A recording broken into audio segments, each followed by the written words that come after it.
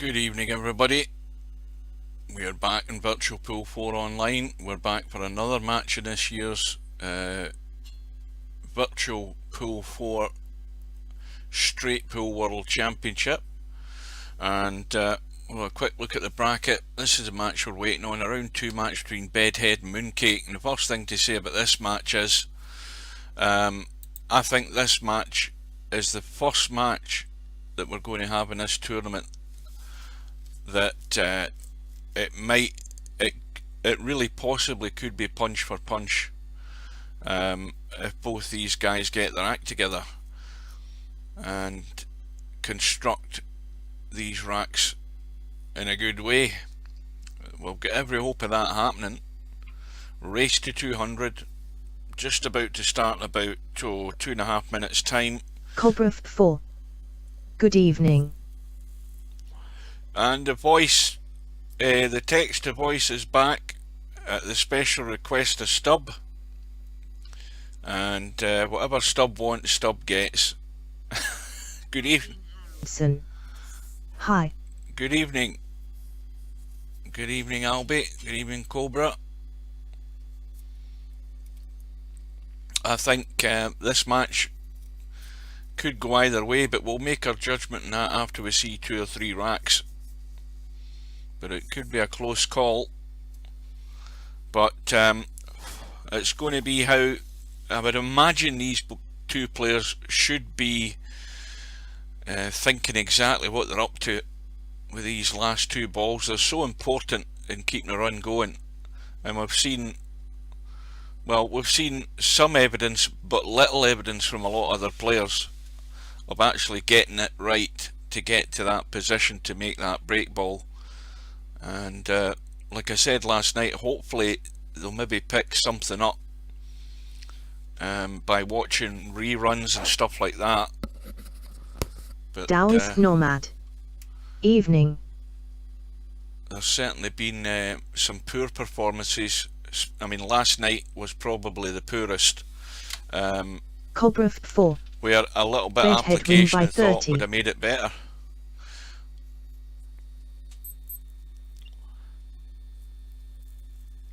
Good evening. Right, well, let's get ready here before I get distracted by the chat. This room is just about to appear. We're going to have the lag Taoist for break. Nomad.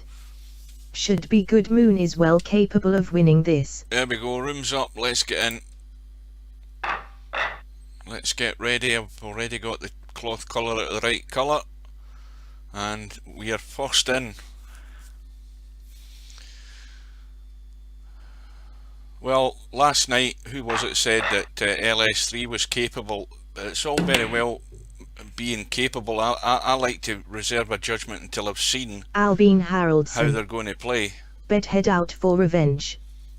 Taoist Nomad. Yeah. Yes, LOL. That's right. Mooncake took Bedhead down. I mean, after Mooncake's, what was it? Was it the 10 ball? Master Power. We are all here to watch another noob match. K. I put the voice in for you, Stub, just like you asked. Now, don't say anything else for the rest of the night. Right, here we go. I haven't a clue who's who, but this is probably one of the most important shots in the game.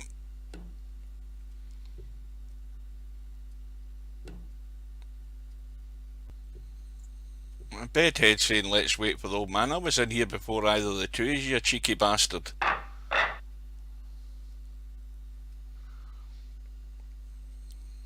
Right, so Mooncake has won the lag.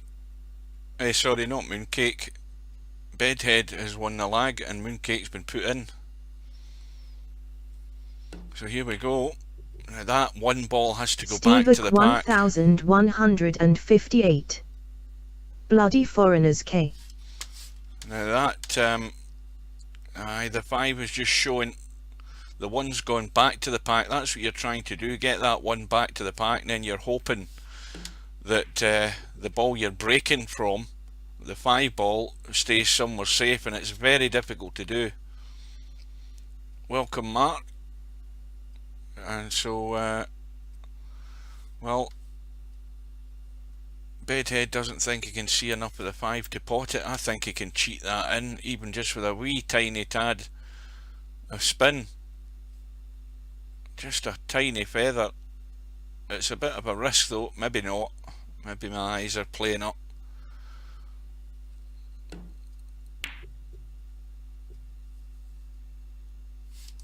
And well, that's going to be a missed call. He didn't call that, did he? What did I miss there? Because I never saw a missed call coming up.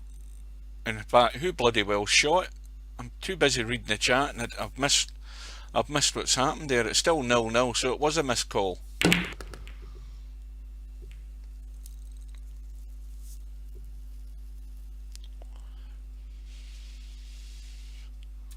Well, Cobra 4.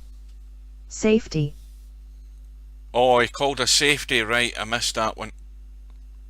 Taoist Nomad. He called a safety. I should just listen to the bloody chat instead of looking at it, because with the voice on I can hear it and then I don't have to look. I'm looking to see who's arrived, and I need to get that out of my head and just listen. Anyway, it looks as if Mooncake's going to do it his way. Smacking smacking the balls. I'm getting mixed up with the snooker and I'm missing the snooker again tonight. Good matches on tonight again. So, even though he's broke the balls, there's quite a few balls in fringe in that triangle. So let's see how well he begins to pick his way through these, because they're awkward the way they're sitting at the moment. They're all covering one another. Now he can get the 13. He's looking at the 1, but he can get the 13, and that can move things about a wee bit. Or the 6. But of course that also removes a possible break ball, so the 13 could be one. The 1 could be the break ball as well. So there's opportunities here.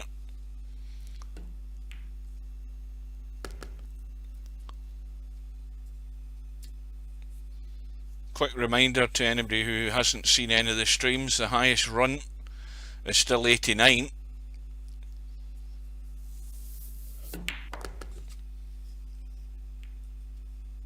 And that's caused a bit of a problem.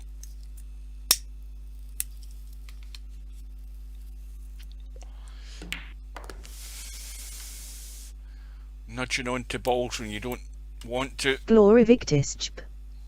Higher. Glorivictisp. This should be a really good match. Good evening.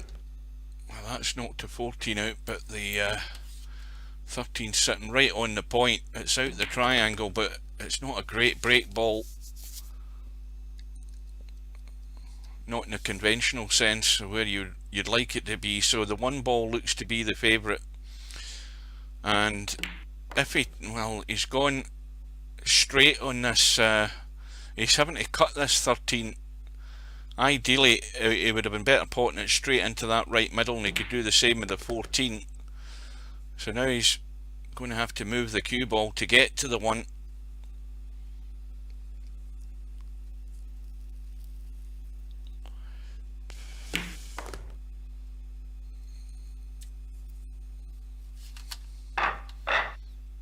Well, that will catch the pack. He can stun in, but it's a lot more difficult shot than you'd generally be looking for as a break ball. And he could run off the side of the pack up the table. He's caught the corner, and he's going to have to cut the 5. Cut the 9. As long as you have a ball, keeps you going.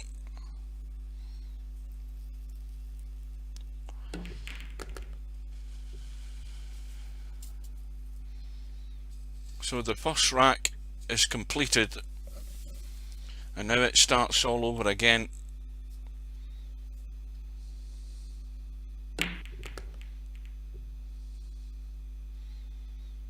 And now there's a last resort nasty cut on this 15.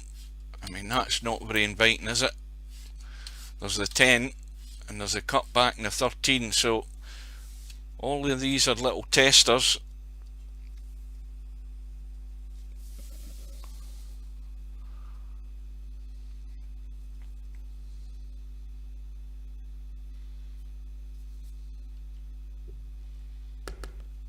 And the good thing is there's no balls at the top end of the table, so you're working on the business and that saves a lot of messing about.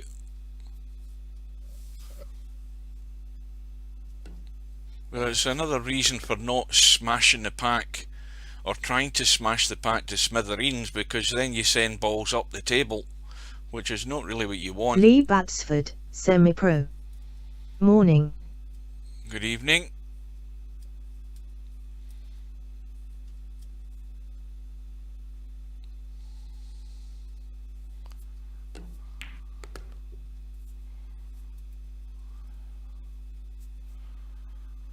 Cobra 4. Well done last night, Gloria.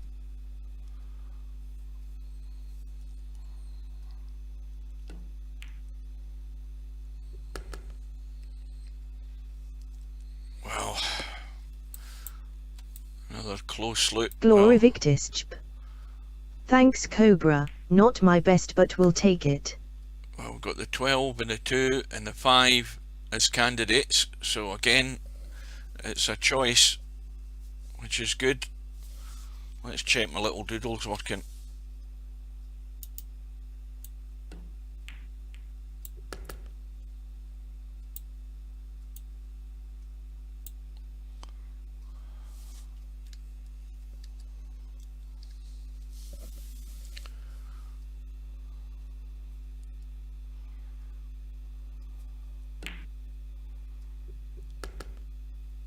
You see how much you can cheat the pockets at the Glory right Victis. pace. Can play Saturday or Sunday evening if you're free. Potman 66. Evening. Good evening, Potman. Well, break ball most certainly should be the 12. Fast Eddie. Hi all. Good evening. Welcome everybody. Welcome all the latecomers. Why is Yama sitting in the game? Get him in the chat. Probably because he arrived after I posted the links. He's probably just arrived in the lobby and he doesn't see a link. Mind you, if he's a subscriber, he knows he can get to the channel.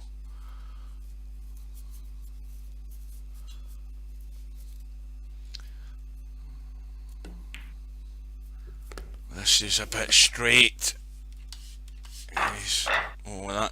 He's got enough just to catch the corner 2 balls. Going to have to stun it firmish.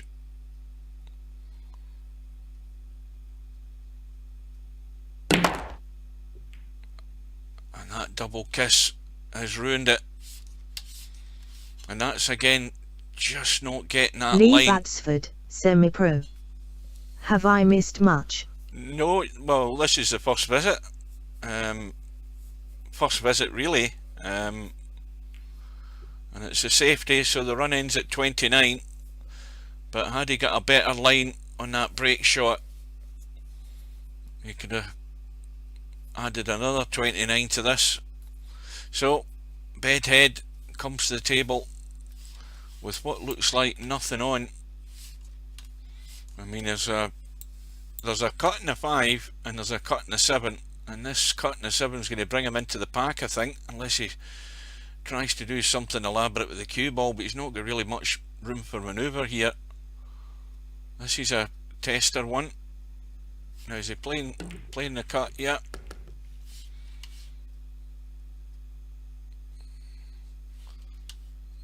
Right in amongst the pack, and this will open them up. Oh dear. Well, he should have looked at that closer. Took a wee bit more time to get the line because he was a mile away. I mean, it's close, so it's difficult to read, but he's made a big mistake there, and his chance to respond has been blown out the window. And straight away, Mooncake can add another stack of points to his lead already.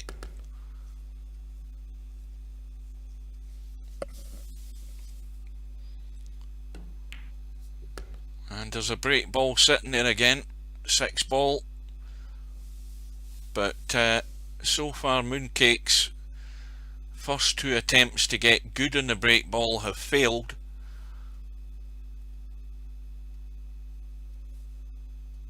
Failed in the sense of not getting a good line, so that you're guaranteed you're going to get a good hit in the pack. I'll tell you what though, if he gets that far this time and gets a good break, Bedhead's going to be asked a few serious questions, and he's going to have to produce, because he could be trailing by 50 odd or more by the time he gets back to the table. All hinges on that 6 ball for the time being, provided it doesn't get moved, and provided that Mooncake can pick a better ball that's going to give him an easy. It's about getting a better shot in that second last ball to make it easier to guarantee better position on that 6. At least that's the plan in my head. So it is all about the pattern that Mooncake chooses, how he's going to get there. That 15 ball should be dealt with, because you don't want to be playing the 15 to try and get on the 6, because again it doesn't make it simple. And now if he's going to take the 5, he has to avoid that 6. Does not want to hit the 6.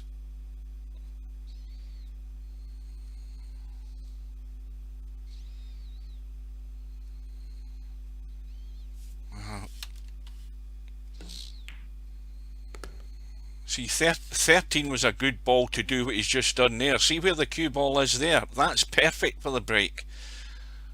That's the shot he would have wanted to get on that 6. And now he's gone pretty straight. Now he can go forward. He's limited in what he can do because he's right on the rail.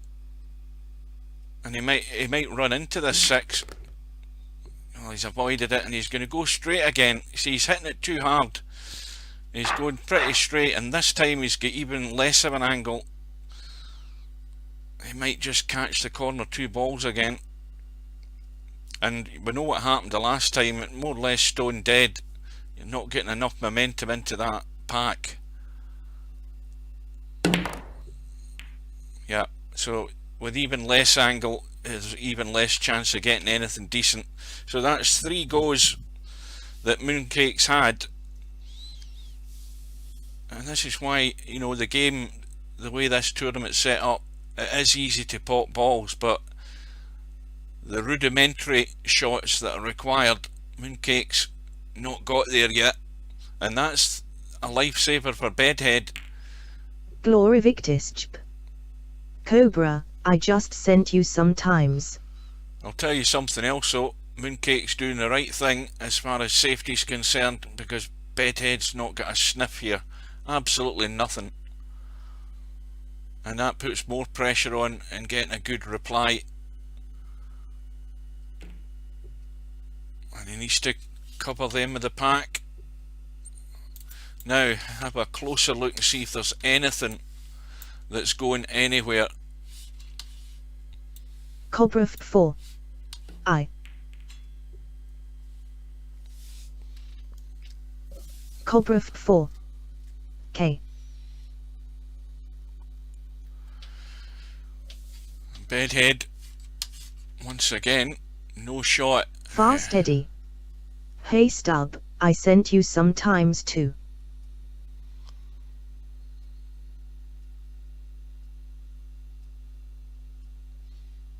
Just trying to come up the left hand side here to use the pack as cover. That's a good shot. Hiding behind the stack or whatever it is you call it. Good luck with that, Ed.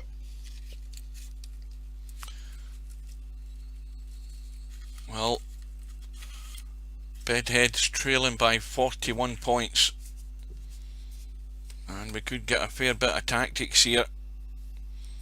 But something's going to go loose at some point. Fast Eddie. Ha ha. I know. All good. Well, I don't care how good Stubb pots balls. It's how good he is at breaking balls that matters. It's the same for everybody in this tournament. From the very strong players especially, because they're the ones that are better at moving the ball. But how good are they at getting that last two shot Potman choice? 66.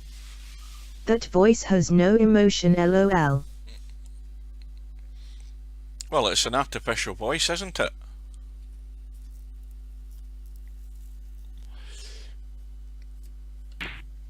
Well, the bank's called. I presume it was. And that's more bad news for Bedhead. I mean, leaving a ball open for a bank is an Taoist nomad. open invitation. Ha ha ha ha ha ha.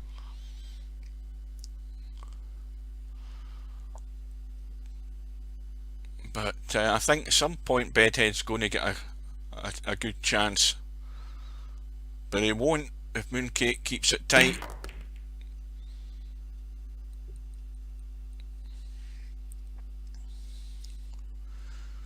Running out of balls here to get a break on here on this pack. Cobra 4. And it doesn't swear.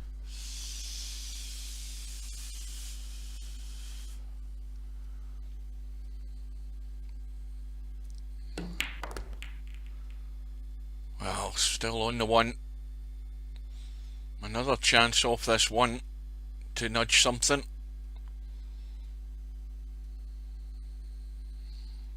Potman 66. Correct, I tried. Well, he hasn't taken that Cloggy opportunity. 1976. Evening. And he's not really going to have many more options and choices once he pots this 8. Good evening. Oh. But all the time the lead keeps growing. Bedhead back there on 0.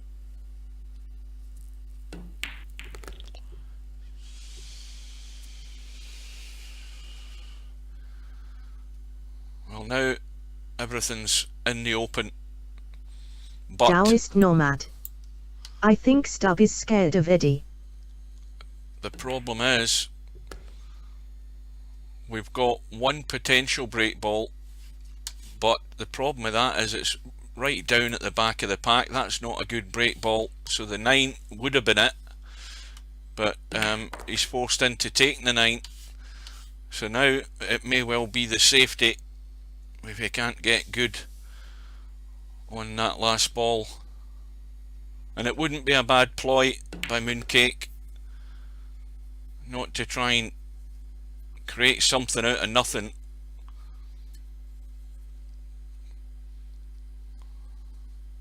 Lee Batsford, semi-pro. I watched 5 minutes of that LS/9 black game and had to turn it off. Mooncake playing well. Well, there is the choice if he can get out into the table to leave that cut in the 12. So he's going to have to probably draw straight back up the table and come out off the bottom rail. No, he's going inside and he's gone, would you believe it, he's gone bolt straight again. He just cannot get good on that break ball. That's 4 attempts and none of them have been great. So into the head of the pack and leave Bedhead nothing again. Potman 66. When's semi-pro playing his match? Well, there's a long while before. Glory Victisp.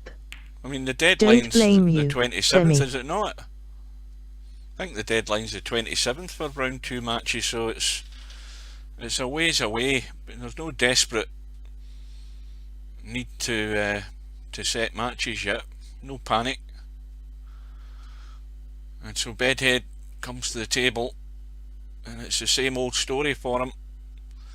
And this time he's got a good safety. Now Mooncake can do the same. He can kick off the rail back into those 3 balls and shouldn't do any major damage if he gets the pace right. Well, he's just taking the deliberate foul, and that's a return by Bedhead, and Bedhead's in charge now because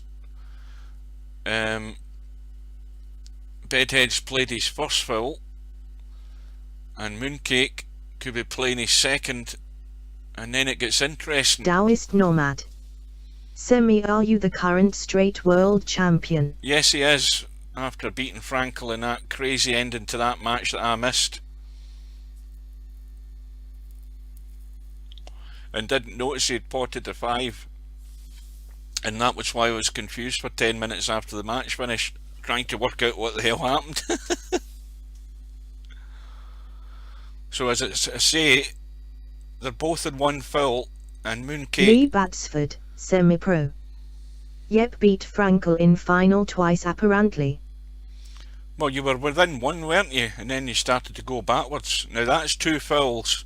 Now, Mooncake needs to be on his toes here. Albin Haraldson.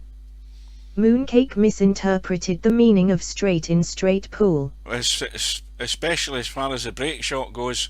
Now, they're both on 2 fouls, and Mooncake's been left a get out of jail card here, because if he fouls for the 3rd time, it'll be 18 points away. So he could scratch here. Anything can happen if he doesn't get this right.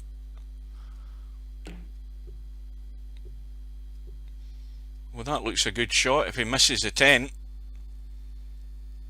That is not a bad shot, that, as a safety.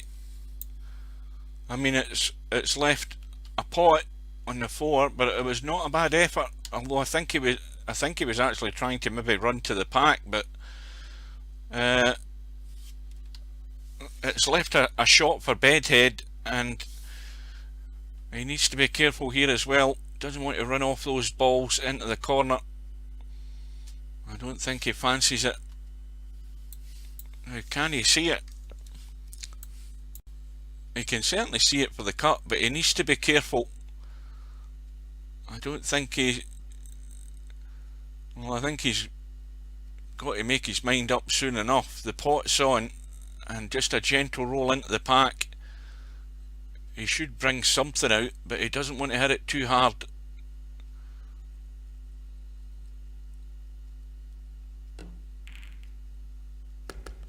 And that will do. That's all he needs. Now, what he needs to do obviously is get rid of that 10 ball and get up the table, because that 9 would be perfect for opening what's left there. Now he can draw off this 5 up the table, pot the 10, come round behind the pack and get back up the table for the 9, unless he's trying to do it now. Yeah, he's trying to do it now. And what's he got? He's on the 15. So now things are beginning to shape up here. There's still 2 balls together, but once again, in theory they don't need to be moved as long as you move the other ones that are in the way. You can plot either of those 2 up the table if it comes to it.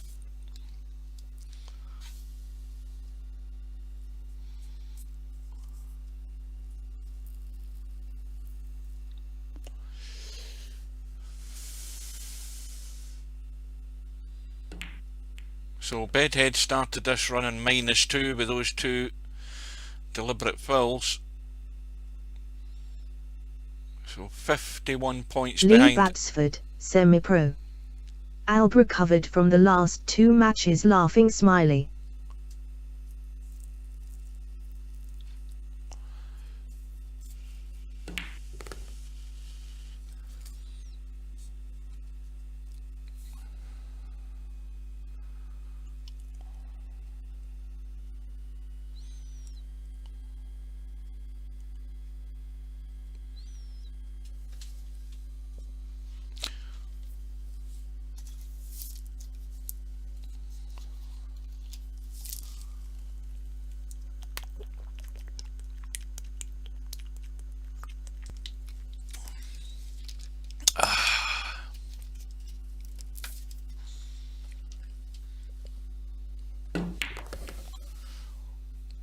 that's done the trick there.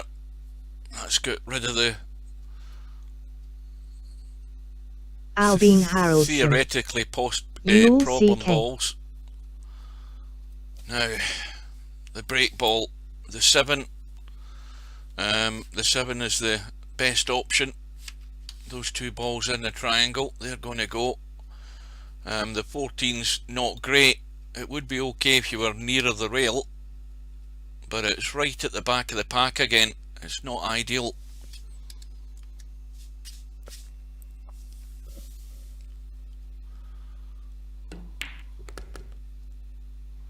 And now there's a problem.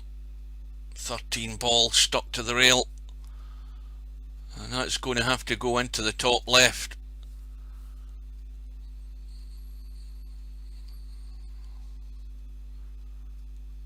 And it's going to have to be the cut in the 14.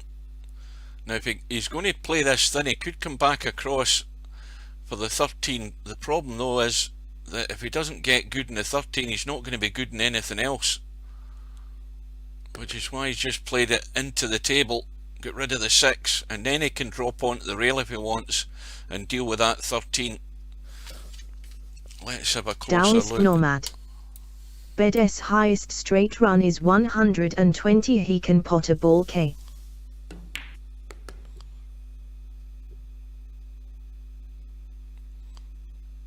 Oh, this is a little tester. Got to miss that point on the pocket. Well, he might not get a better chance of Potman potting that. 66. Not off.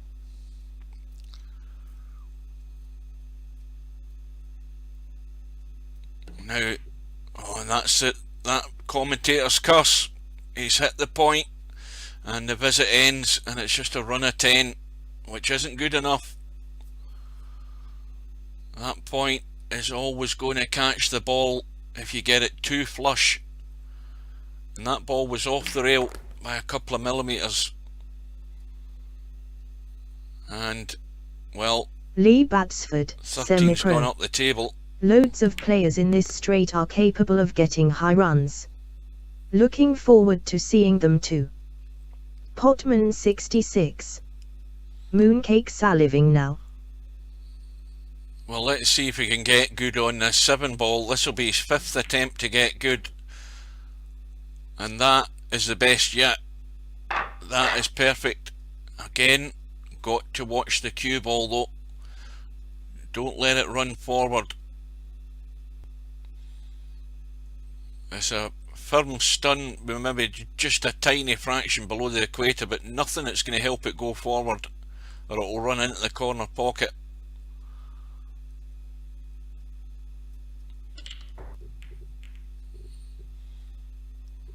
Once again, the balls are spread nicely, 2 up the table, but immediately there's no good break ball. Not yet anyway.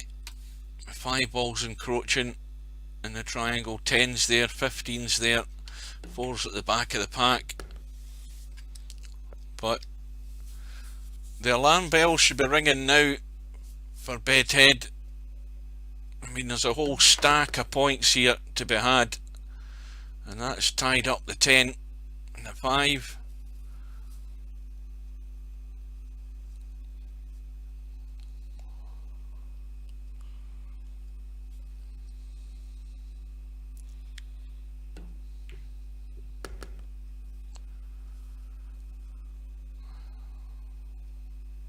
Straight away there's the opportunity to deal with the 8 and the 1.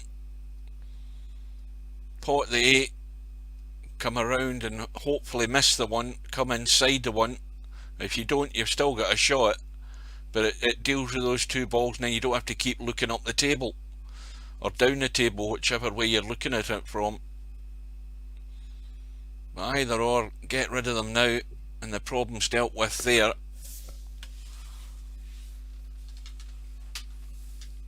Of course, the other thing is that these 2 balls here, really, if somehow you could just get a wee nudge one way or another, Lee it's Batsford, obviously going to free them. semi-pro. don't write off Bedhead, only takes one good visit. Yeah. Oh, I mean, there's a long way to go, but the thing is that his contribution in his next visit has to be good. I ran 72v Mooncake in a first to 100 the other day and still lost. He's very good. And that's the little break, and that's got the break ball. That's a good shot. Nice little bit of running on the 10 ball. So the 10 ball doesn't need to be touched. And the simplest way of getting on the 10 ball would be from there, because these balls are all down here. He's taking the 13 there. That would have been the best way of getting on that 10 ball, is to roll through. He's taking that away. So now he's got to manoeuvre the cue ball, and it's not as easy to manoeuvre the cue ball into a good position. You're having to judge pace more doing this. That needs to keep going. Let's have a look. Again, he's got enough angle this time to catch the corner 2 balls, or even the middle of the pack, and he's run forward and he's got away with it. And well, he can take the 14, take the 11, take the 1, nudge something off that top rail if he can.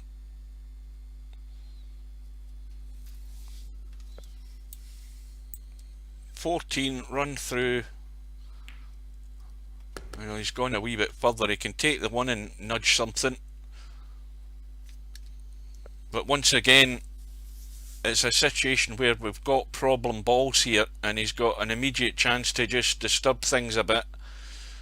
It's a question of how long he's going to wait. I mean, the other thing is that those 2 balls there, and there's what happens when you let the cue ball run, and that's the basic fundamental mistake that players have been making. They've been letting the ball run too much. He's obviously hoping to run into the pack, but he didn't need to. And again, that's and the reason I say he didn't need to, because if you pot the right balls, get rid of those blocking balls, you don't need to move anything. And it's a big mistake there by Mooncake. The run ends in 18, and Bedhead has been given a golden opportunity here to make something of this.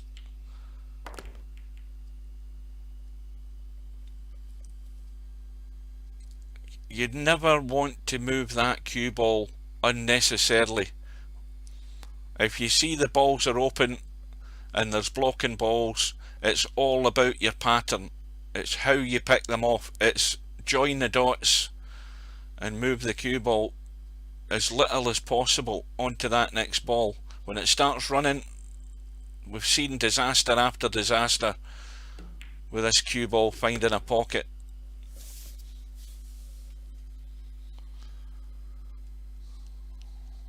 Bedhead taking the combo. He could take the 8, he could cut the 9.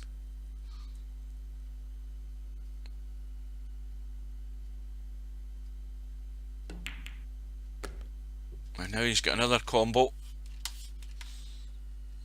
Well, this is unmissable. He needs to maybe hit this a wee bit firm just to get the cue ball back. If he plays it gentle, he'll still have the 10, but he might want to try and get out a wee bit. Well, it's gone wrong. Now what's his choice? Can he still see enough? No, he can't. Now what's he got left here? Now it's desperate stage.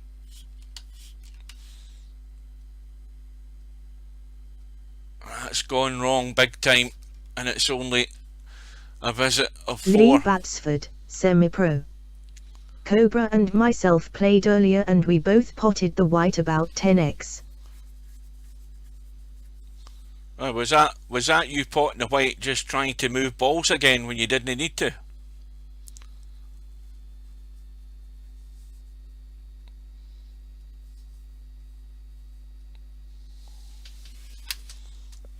I think every player's fallen into the same trap. I mean, take your time and study the ball, see what's what, and pick them off. And Bedhead is doing a lot of thinking, and one of his extensions is gone. So that's the first time an extension's been used in this whole tournament that I've seen. And he's desperate to try and create a shot here to stay at the table. That's how much he's thinking about it.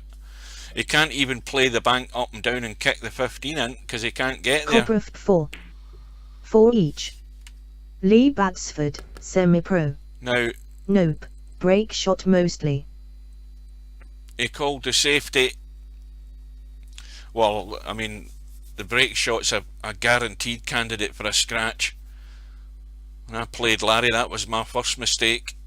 Straight in on the break. Good and decent enough break, but couldn't keep the ball on the table. Well, Bedhead, it all goes wrong with one little shot. That 15 ball covering the 1 covering the 15, and that's what's ruined his visit. But he's been handed a lifeline. Cobra 4. I am still learning, I am a novice. Well, I would hope you should be learning by looking and absorbing what these guys are doing. Or rather, don't learn too much. What a lot of the guys aren't doing.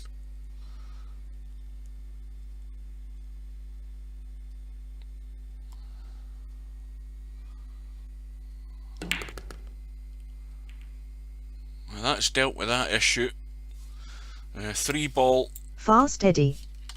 Aren't we all students of the game? Happy smiley. 3 balls at the back of the pack again, but you could still catch the corner if you get inside the 3 nearer the rail, or if you're at a push. In fact, even where that 3 ball is not great from the opposite side of the table. 4. Not from Hugh though, lol. Well, I'm a great theorist. I talk a great game. I just cannot put it into practice nowadays. But I know what I'd be doing if I was playing. I mean, you got to study the balls and really get a pattern in your head, and maybe a lot of guys aren't. You should have a pattern in your head for at least 3, 4, 5 balls when you're at the table, provided obviously they're there for the taking. Circumstances change when you've got clusters. His theory is decent for sure. Blocked in the, against each other, but if you don't deal with it in a proper fashion, and I keep using the word discipline, there's a discipline to this game. Lee Batsford, semi-pro. TBH, everyone expects Hugh breaks, but the game is very difficult. Everyone expects Hugh breaks. Well, it is difficult. It's a lot more difficult than we all first thought.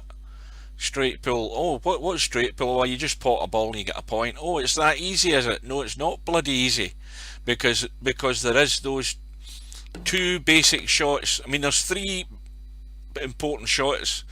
The lag is the first one. Obviously you have to win it, but the other one is those last 2 balls and how you get there. And now Bedhead can go Lee to the Batsford, left. Semi-pro. High breaks, lol. Oh, high breaks, I see. Right, got you.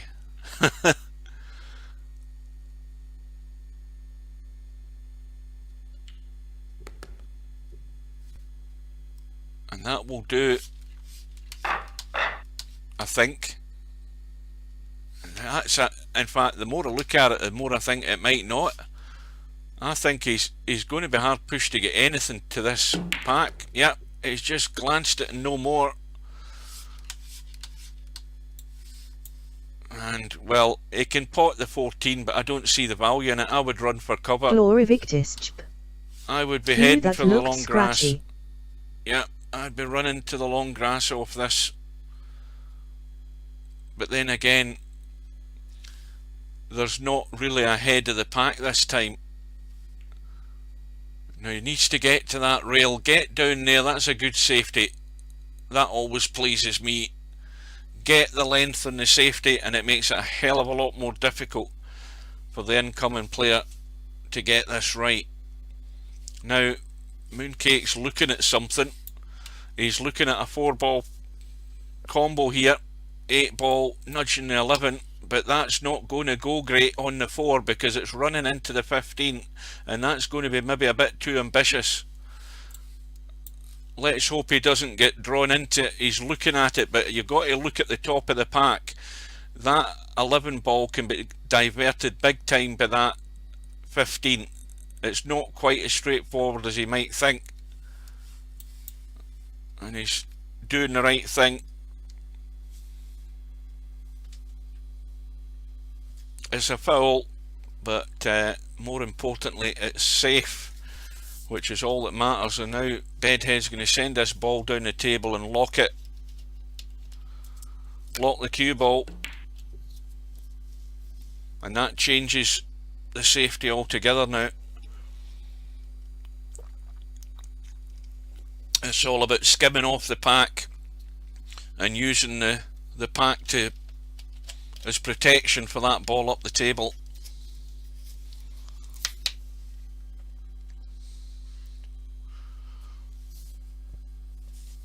But all the time you need, whenever this pack's getting nudged, you always have to have a look at the pack and see what's been created. There's nothing. Let's have a look again. There's no change to that 11 ball, so nothing's going to happen there. And Bedhead can't get enough of that 12 to kill the cue ball.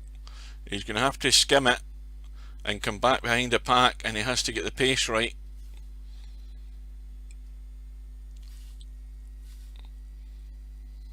He's trying to draw it back.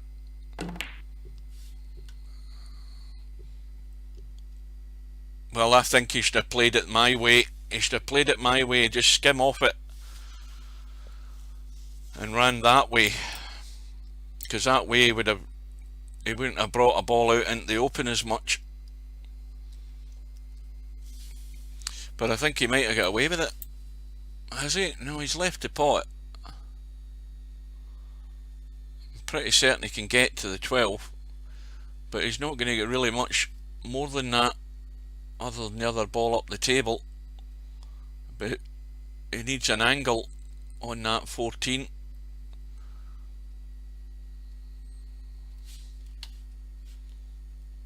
That's 6 ball. That's going to the rail.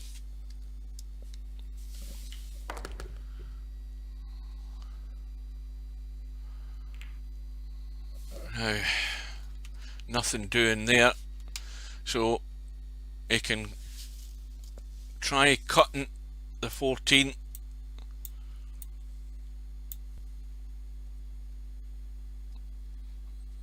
Maybe cut that with a wee bit of inside left.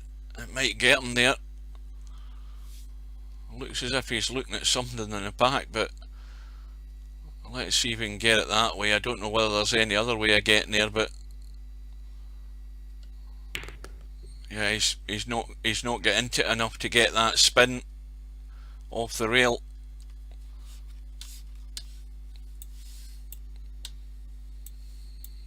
Oh, that 2 ball.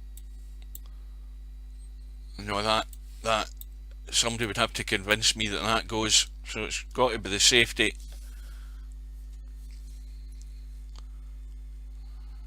Light as a feather, the safety, that's what you want to do. Now Bedhead can go up the table, a little skim off the 4 with a little bit of inside left, just to push it off the side rail. Needs to be careful though he doesn't scratch, but a wee bit of help in English I would have played. But as long as he's got that distance, well, there's a toughie right in the jaws. I'll tell you, he's breathed a big Lee sigh of relief Batsford, there. Semi-pro. I enjoy watching Vince play straight. He makes it look easy. Well, he makes it look easy because he moves the cue ball a lot better than most. That's the simple thing. The better you move the cue ball, the easier the game looks. And Mooncakes, I don't know whether he can get to the rail to get to the back of the pack where he is on this point. Let's have a closer look. Yeah, he's okay. And that, well, obviously the 2's on, but once again, Mooncake will be quite happy with that because there's no Matt major Clark. damage done here.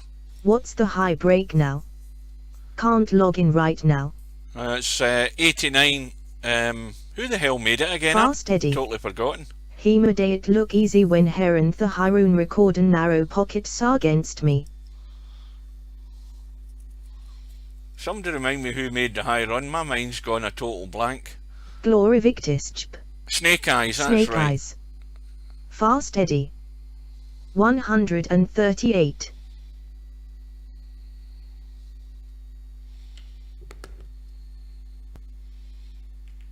Like I said, Mooncake won't be worried the fact that he left that 2 ball on, because Bedhead's got absolutely nothing again. And Bedhead's contributions are slim to minimal. And he's trailing by 50. Lee Batsford, semi-pro. Snake Eyes.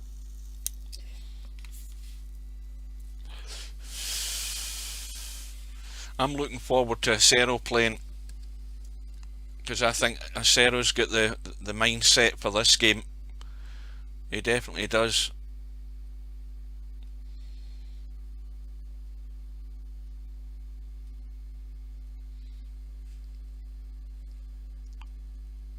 So Mooncake. Fast Eddie. 138 on narrow by Vince is the high run to beat in my mind. Matt Clark. Also and Bill haven't played yet, have they? Matt Clark. Albi asterisk. No, they haven't. No, there's quite a bit of time. It's up. The deadline for that match is the 27th, I believe. But Bill is Bill's going to have to be a lot more impressive, and think a bit more, steady himself a bit more, because he certainly didn't do that in the first match. And again, that's not a bad safety by Bedhead. It hasn't got a rail. But realistically not a long deadline though, unlikely any matches close to Christmas. Well, I think there's every chance there'll be matches close to Christmas, because not many people will be going many places in the current situation. All the more reason to stay at home. You're a lot less likely to catch a coronavirus sat in front of your PC than you are out and about. That's my theory. What's this left here? Matt Clark. Well, he can't. I'll be looking forward to a big game either way. He can't get to the 6, but he has to make sure that Bedhead can't either, because that's a three ball combo every day of the week. In my book, even though it's going towards the jaw, Fast it's going to go in Eddie. off the jaw. Depends on who you're playing. Might get virtual COVID. That could be another offshoot of the virus, yeah. That gives you a different meaning to having a virus in your PC. Yeah, that's a good pot.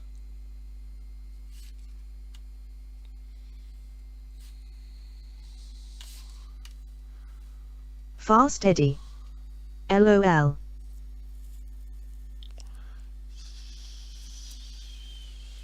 So the 11 ball goes, I think. Yeah, you can see enough of that, no problem. He's probably had a look at that 7, but again it's running into the 5, so forget that. Now, is he trying something elaborate here? And that's a good shot, good pace, good position in the 11, and he's got to disturb things now, and all the time he's creeping away. Well, he's only disturbed 1, but that's all you need. Cobra 4. Me and the missus are recovering at the moment.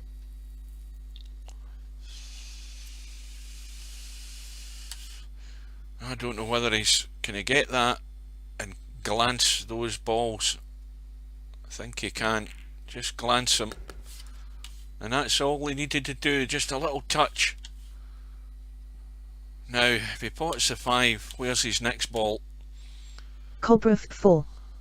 Isolating, so lots of practice. Lee Batsford, semi-pro. Quite a few people who play VP4 have COVID. Wish them all the best and hope for a quick recovery. That's gone wrong. He's blocked himself off. Fast Eddie. Wishing you a speedy recovery.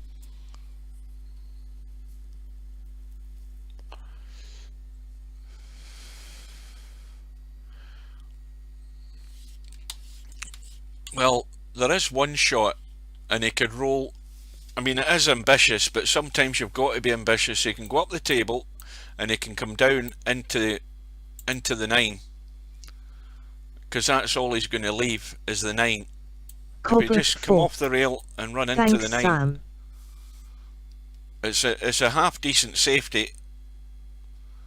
Now he's calling the 9. I don't know how he's going to get there though, but to me, up and down and run onto the 9.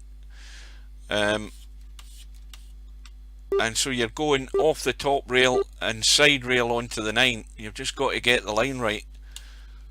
As you're trying to kick this 9 in. Well, he called the one as a crossbank. Well, that's safe, but Bedhead's got the same opportunity here. He can go up the table. I mean, to me that's a half decent safety. Down there, you're not going to leave anything here.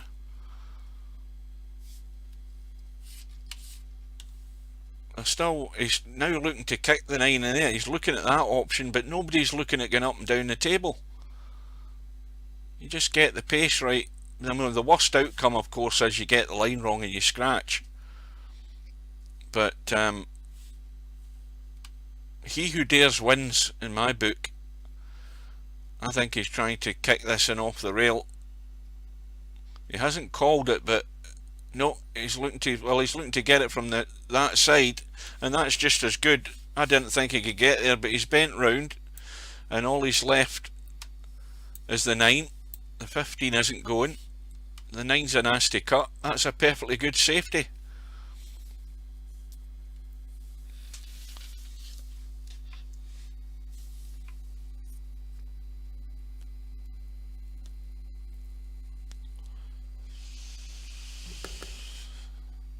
And Mooncake. Well, Mooncake's middle name must be Gullible, because he fell into hook, line and sinker. Lee Batsford, semi-pro. 1 be easier. Well, ball in hand for Bedhead. Now's the time to make some sort of contribution. He's made nothing so far, but he's Fast Eddie. not had an awful lot of opportunities though. Which is more difficult? Century in snooker or 14.1?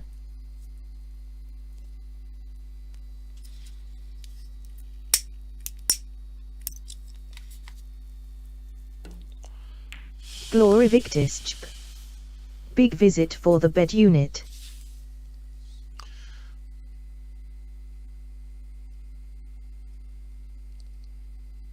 Well, Lee Batsford, semi-pro. Straight because there is more shots than snooker.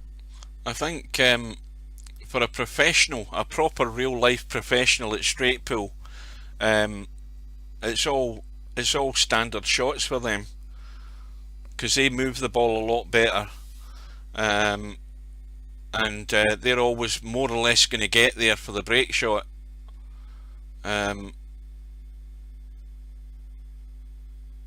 It's probably a lot easier for a pro to get a century in snooker than it is to get a long run in straight pool, I would say.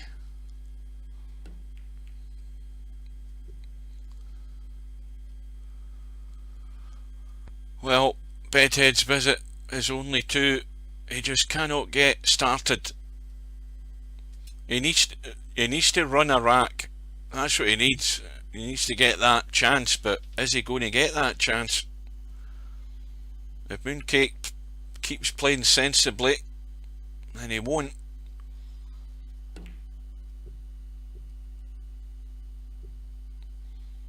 I mean, this is a first match, and it's the first match where there's any sort of half sense, half decent strategy been involved in it. The other matches, there's been little or no strategy, where players have been looking for decent safeties, keeping it tight, giving away nothing.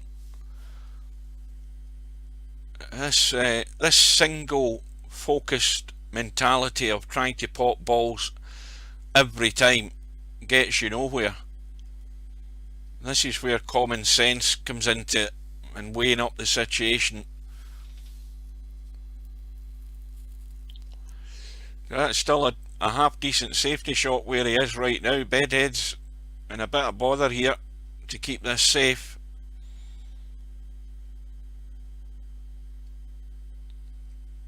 Lee Batsford, semi-pro.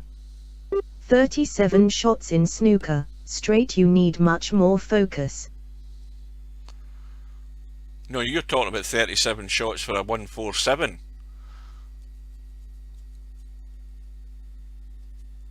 Aren't you?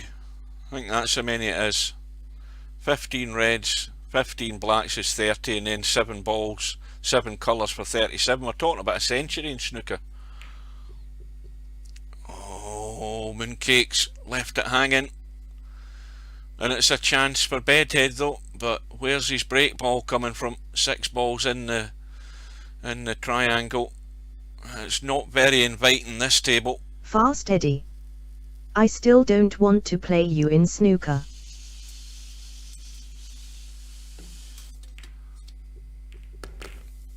Well, he's got to take the 15. He's got to drag this in. Nobody does. He's got to drag it in, and he doesn't want to go into the triangle with the cue ball. And I think he's going to have to he's in two minds whether to play this 15. That's the concern here, is actually holding for a shot in the 10. Now he's maybe going to have to take the 10 and brush off the 15 and go higher on the angle. Well, he's played into it, and he's got not a lot. He's going to have to be creative here. And he's got a shot of some sorts, I think. Lee Batsford, yeah, he can squeeze the 10. Total clearance 37 shots. Straight pool depends on final point target, if 500. You need focus for 500 shots.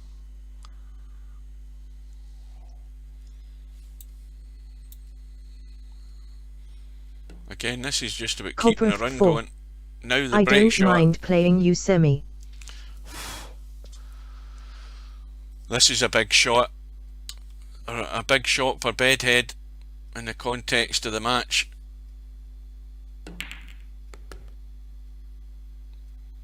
Well, that 9's gone out of the pack and come back into the pack. But he's still got 2 balls to play on, but needs one of them to move something. Now he could play a potential break shot. Now that in fact, looking at that 12, that again is at the back of the pack.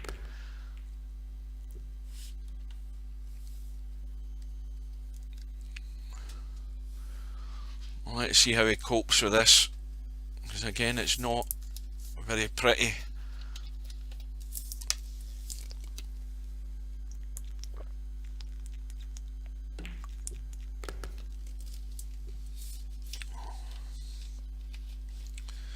Dead straight in the 9, and he needs to kill the cue ball stone dead. Semi-pro. Cobra good but moans like hell on safety. Right, so now he can run into them and run through them. Well, he wanted to run through them a bit more than that, a wee bit more top on that and a wee bit more juice. He's still got the 7. At a desperate push, he's got the 11, I think.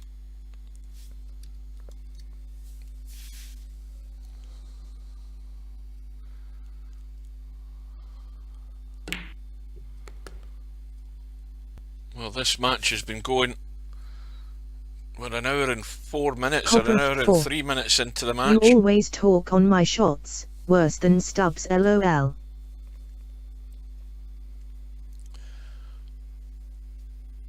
So 41 points, the deficit.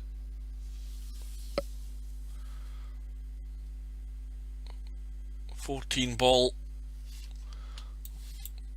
would be passable for an acceptable break ball. The 3 ball would as well if you're out in the table.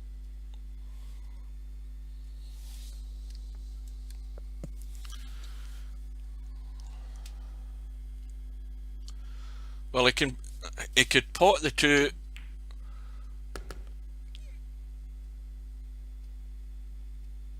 I'm wondering why he was playing it so soft. Lee Drop Batsford, on the 5. semi-pro. So do you. What's your point? Yep, he's got the 5.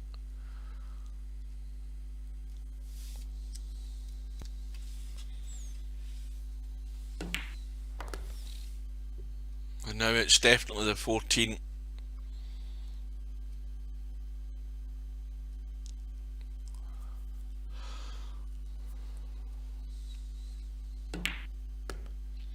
Well, here's the vital shot.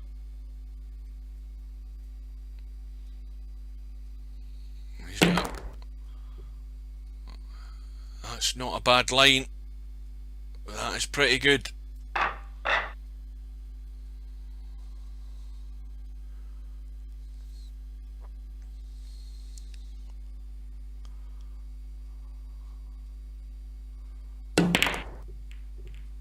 That cue balls went flying up the table. Well, he's got the 9 on the left rail, which he can use to run across into the balls. He doesn't want to rest against anything. That's always a risk. He's got the cut in the 11. He can do a similar shot. He's be running into that line of 4. The 15, the 5, whatever that one is, the 11, and oh, that's the 13 and the 12. That looks like what he's going to do.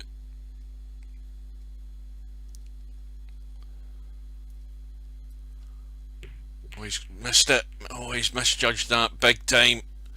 And that's another failure for Bedhead. A promising start, a good break shot, and he's missed the 11 on the way up, hit it on the way back, and he's left Mooncake in again. And well, you know what I say about Bedhead knows cut shots. That Bedhead cut shot is one that's gone wrong. Lee Batsford, How much is it going to cost him? One cow says to the other. So, what do you think of this mad cow's disease? The other cow says, dunno mate, him a helicopter.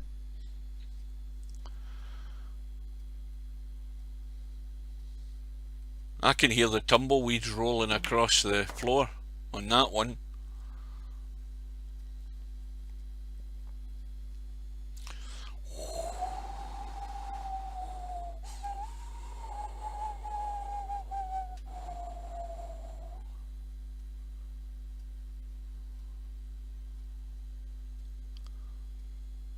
Nope, you're not getting any LOLs in that one, semi-pro. Sylvia. What's the high run of the match so far? Nothing at all worth mentioning.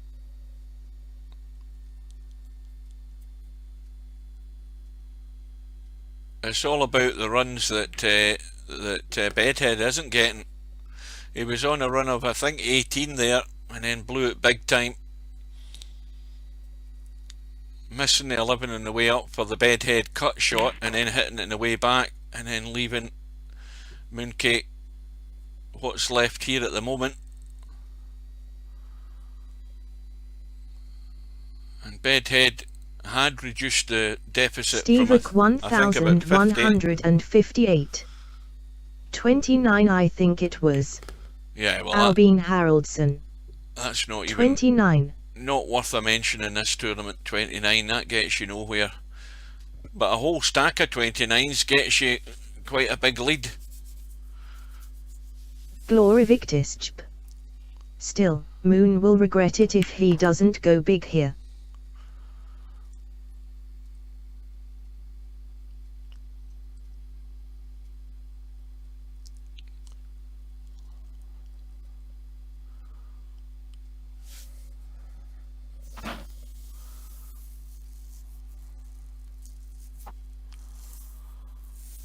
Well, already having a look, 3 balls dead right where they are. 11 ball at the head of the triangle. It's not great. Well, if he can nudge through here, he might move something into play. I don't know what the angle's like. No, he didn't have the angle. And now, has he got a shot? Yes, he does.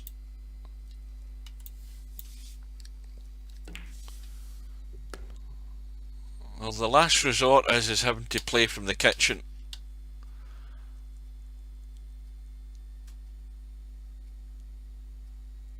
Or having a ball spotted in the kitchen. And that's improved the situation slightly, because I think that, well, maybe not. Is that 5 out in the open? Well, it's going to have to be the 11. It's right at the head of the pack. Is he going to get there? And once again, he's not gone far enough. That's about a foot short of where he should have been, over here or there possibly. Well, he's played it with lots of inside. That's excellent. Has he got a shot though?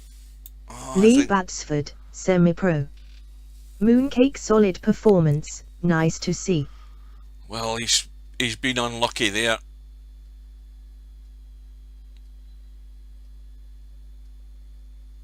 Well, he's called the 15. He's lining up the combo. Again, it's not that difficult. It's all about just focusing on the line and the 1 ball. And he slammed it into it. That was never given it a chance to go in. And Bedhead's been given another lifeline. Another chance to make a contribution. The lead is 48. Mooncake's visit ends in 14. And Bedhead's given it some serious thought about where he's going.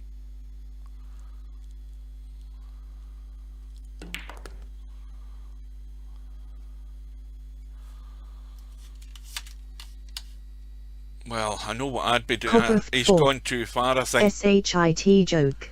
I think he actually went for the 3 there and to draw into the pack, and he's blocked himself off. Possibly that might have been what he was thinking. He's now got the chance. This should be good. But there goes a potential break ball. And that's now... Glorivictisp. Hardly ever happens, but I like to leave a hanger as a break ball if poss. Is that muggy? Well, sometimes you have to take what's there, depending how it goes. But that break there by Bedhead has moved the 6 into the ideal position, I think. In fact, no, it's at the corner of the pack. So again, you can catch the corner 2 balls. 4. Typed that 10 minutes ago, lol.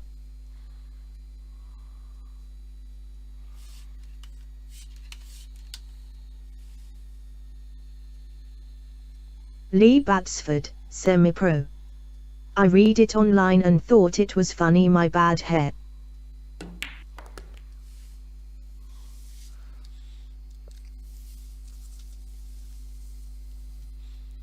Well, these balls are all sitting pretty nice. I think he could deal with the 3 and he could deal with the 9 and 5 if he can just draw in and move something and not scratch. Oh, goodness me. Well, he's going to have to pull off a shot here. He could cut the 9. That 9's not difficult to cut. That pocket will gather the ball. That's one option. He's got the long 6, but the 9, I don't think you can miss that 9. I mean, you give it every chance to go in. It is not a difficult shot. Now, is he back in business here? Sylvia. Hanger as a break ball is not common. Better cue ball control when the object ball is close to the rack. Well, this is a nasty one. He needs to have a good look at this 12. This might cut more than he thinks.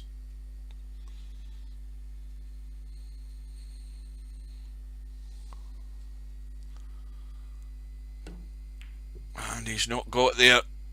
And once again, it's another failure for Bedhead. He just cannot get going. And that, I mean, if ever there's proof as to how difficult straight pull can end up being, I mean, you've got Bedhead. We all know he can pot a ball. Fast Eddie. And he just cannot get going. Curse again. Cannot get started. It's like, you know, it's as if he's sitting there revving the engine and it's spluttering and coughing.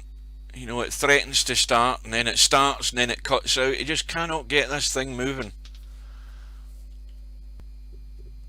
But once again, he's been let off the hook.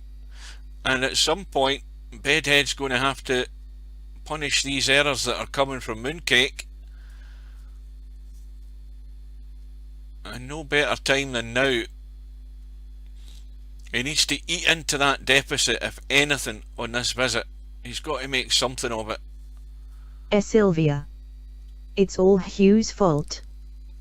I mean, everybody knows my curse when I go into a room. I mean, I can go into any room that's up and pretty much guarantee you somebody's going to mess up the next shot. Larry will swear to that. Many's the time I've got in, as soon as I've landed in, and Larry, he's then made a complete arse of his next shot. I think Bedhead feels better about the score than Mooncake given how they've both played. Well, Bedhead's yet to play. Simple as that. He's yet to make anything worth a mention.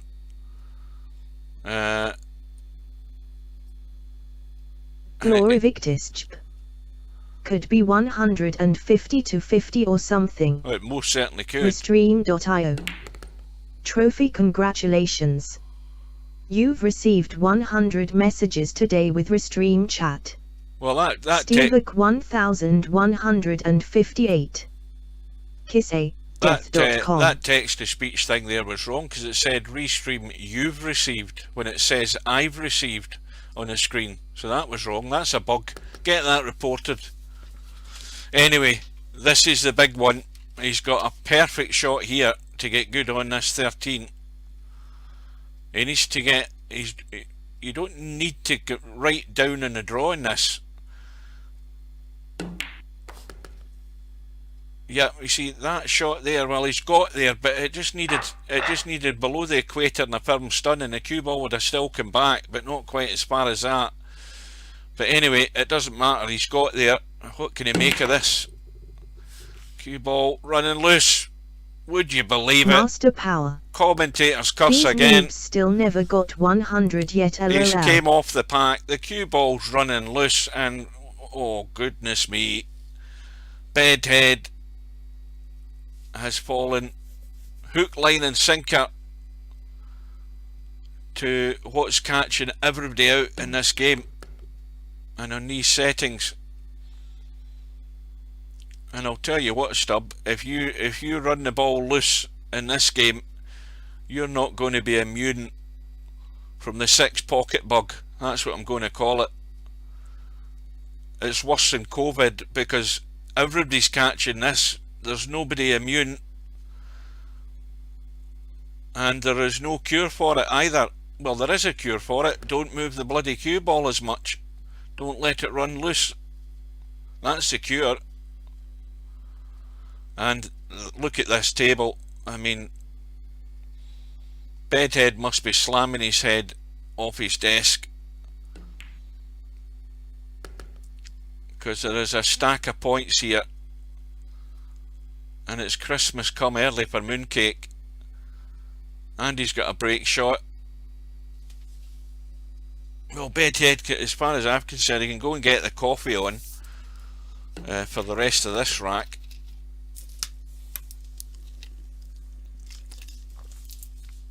The only problem is the 5 and the 6, but again, the 5 and the 6 aren't a problem.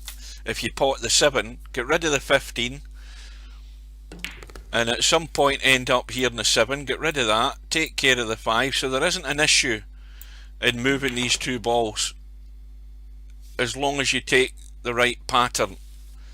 So getting to this bottom rail for that 7 will allow you to get rid of the 5 or the 6.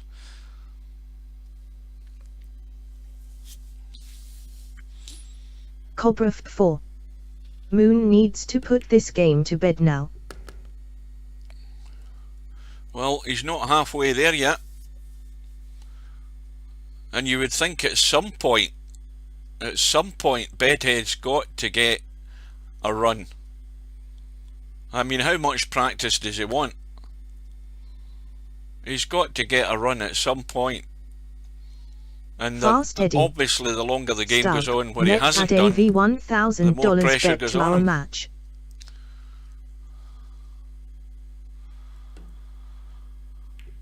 Well, there's a 7 gone at last, and the 5 or the 6 can Albin go now. Haraldson.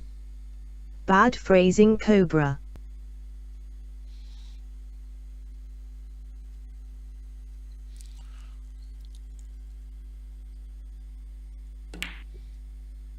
Now, well, these two balls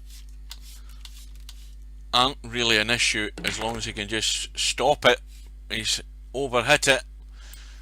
He's overhit it. Master power. But the cut's still on the... Fast Eddie, you wanna gamble the CS? The cut's still on the 13.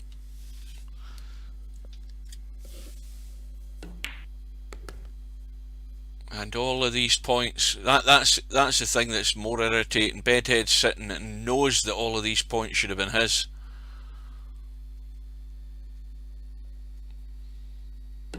Cobra 4.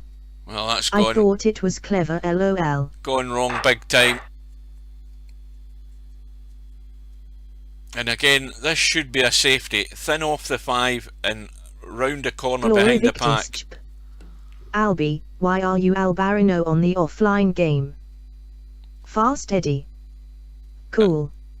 Only if we agree on a time. I'll tell you something, Gloria. What you haven't realised is that Albinario's is Albinario not in the game twice in Virtual Pool 4? I think he's in the game as Albarino and he's also in the game as Albinario.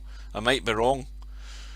Or I tell you, I might be confused because I think Tattoos is in the game twice in Virtual Pool 4. There's somebody in the game more than once. Albin Haraldson. Cause Steve can't read.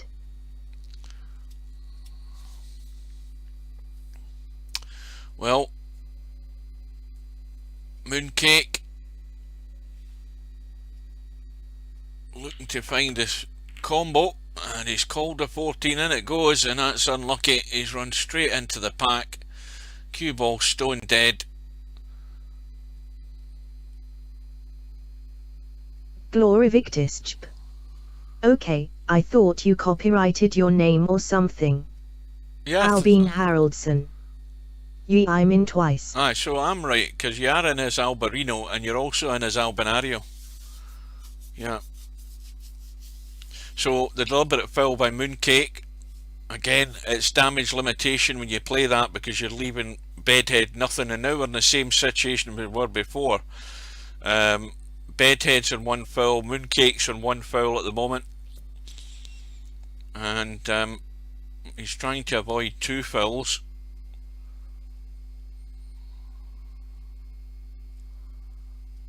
I mean, he can go straight off the side rail and into the pack. Albi's pick on there looks like a skater punk philosopher.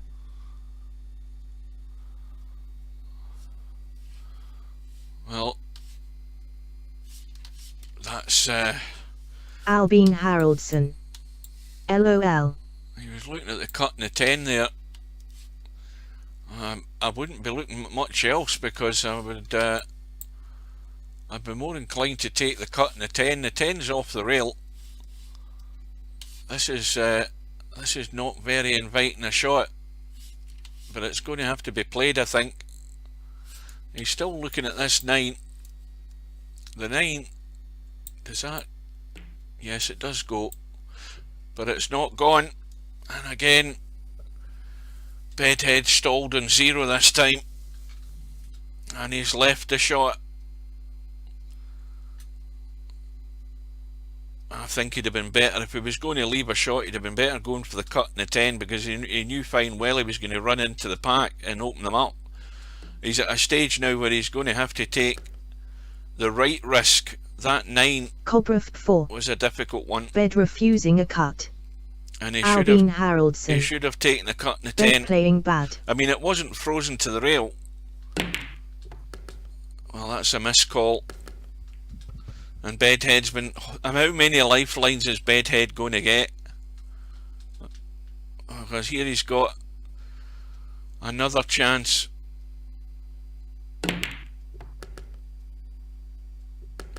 Yeah, the 13 ball was the ball on. That was the one that he didn't call it, but we all know that was the one he was playing, but he wasn't playing it into the opposite pocket, so it is a missed call. And he's forcing Mooncake to miss call again with that replay. Glory Victisp. I fancy Bedhead to win this now. Well, I'll tell you something, you're full of confidence for him, Gloria. He's sitting here, what, 52 points behind.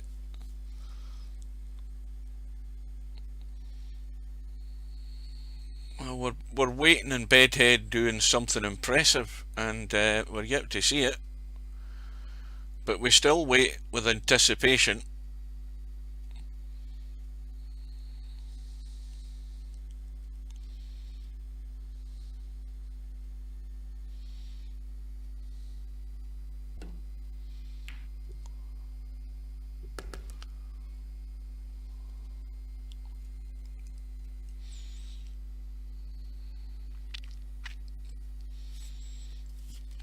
Fast Eddie. This game hasn't even started yet. Nobody wants it. Well, I get the impression Mooncake wants it more than Bedhead from what I've seen so far. Taoist Nomad. Yes, pretty poor from the chubby Swede. Master Power. These guys are playing like noobs. Grandad Hugh will event admit that K.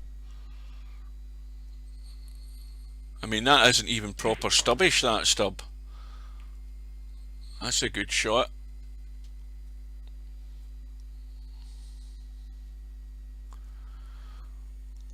Well, I think we're better just letting Bedhead go on with it and saying nothing to see what he does here. 3 balls in the bottom rail, and all with the chance of dealing them there and then, and look what he's done. I mean, that is a proper numpty shot right there. I mean, I'm going to replay that shot for him to let him see it. But again, he's trying. Why didn't he deal with the 3 balls in the bottom rail?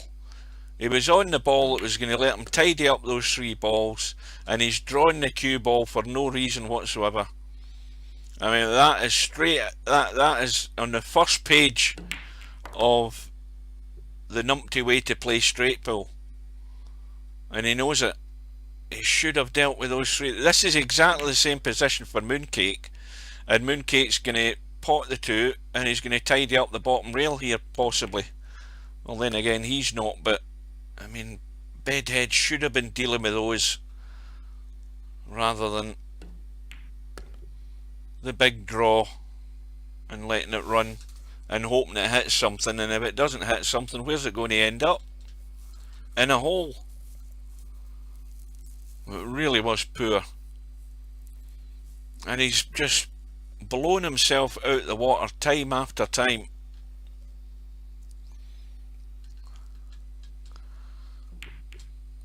Well, there's a mistake, because I don't think that was a difficult combo. And Bedhead's back in again. This is his... I mean, Bedhead's got more lives than a cat from what we've seen so far, and he's not been able to take any of them. Well, we've got 2 possible break balls.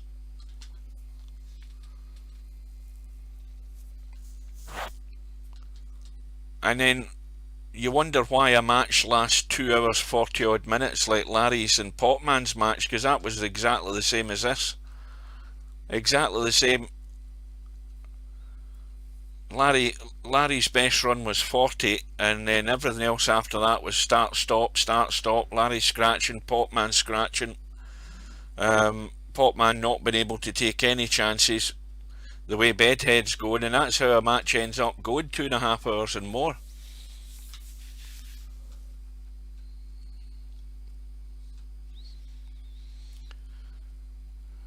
And it's tortuous to watch, and that 10 ball isn't going anywhere. I mean, what the hell was that? What was that there? I mean, has Bedhead listened to this stream? Because he's going to be even more depressed listening to this.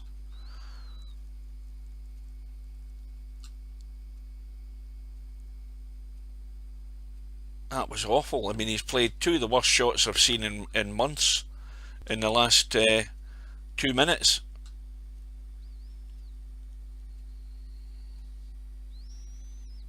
So 15 ball will be the break ball. And he's gone Glory Victus. dead straight. I haven't watched back yesterday's stream yet. Were you savage? I would, let's just say it's parental guidance is needed if you're going to watch your performance in that stream yesterday. I'm afraid I would not advise it.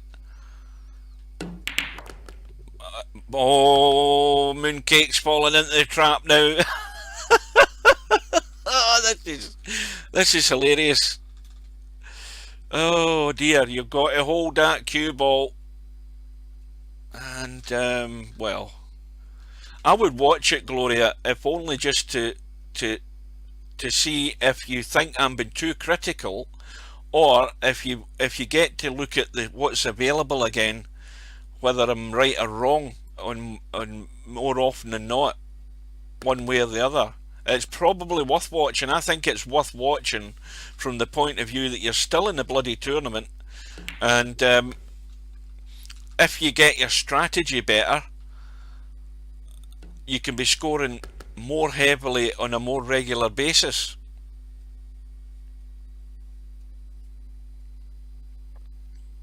And this is coming from a guy who's high running straight pool.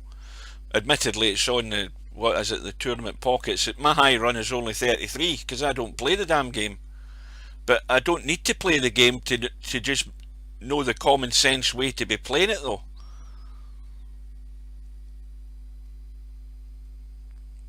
And well, this is the 15th lifeline that Bedhead's been Glory given. Victus.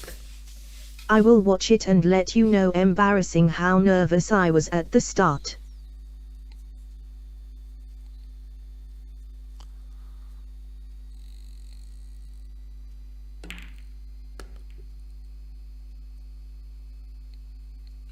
Well, there's no, again at this point, the 3 ball is a possible break ball.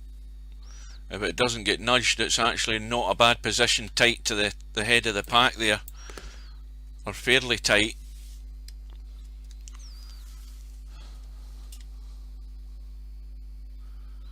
But the thing is, if you're totally focused on what you're doing, you're not nervous. You know, whatever distractions there is, it's you're messing with your own head. If you're actually totally focused on the lay of the table, and the other important thing is you've got a plan as to what balls you're going for next. If you're playing shots where you've not really got a plan set in your mind to where you're going for the next ball and the next ball and the next ball, then that's why inconsistency's there.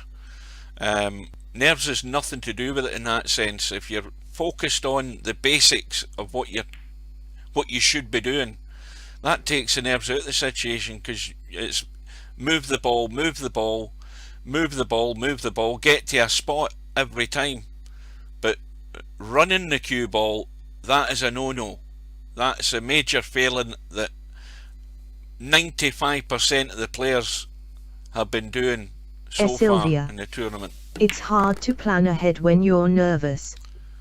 Gotta lose that first. Now what I'm talking about is the discipline of the game. the discipline of the game should take care of the nerves, because your focus.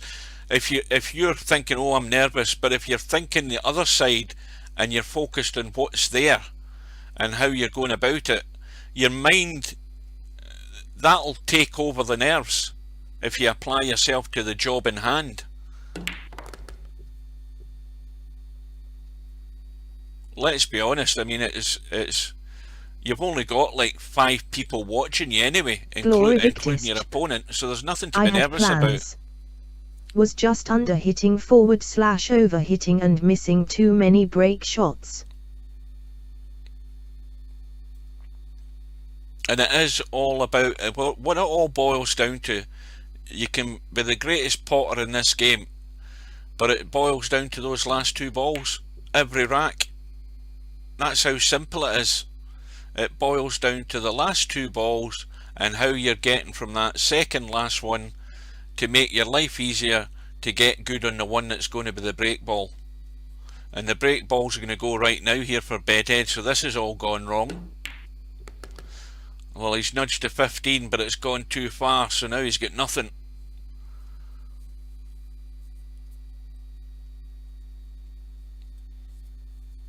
Cobra 4. Like being on live TV with a ruthless commentator.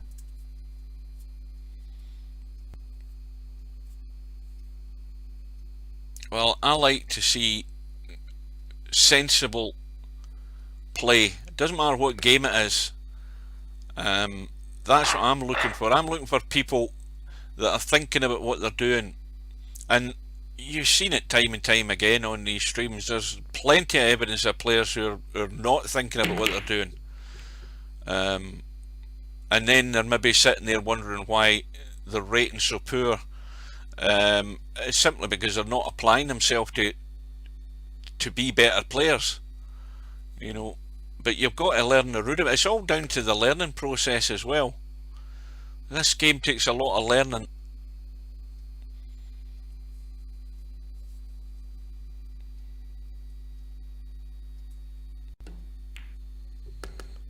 Bedhead, in the time that we've been talking, Bedhead's managed to get a break shot. His run goes to 18. Am I going to put the mockers on this visit here? I'm going to keep my mouth shut.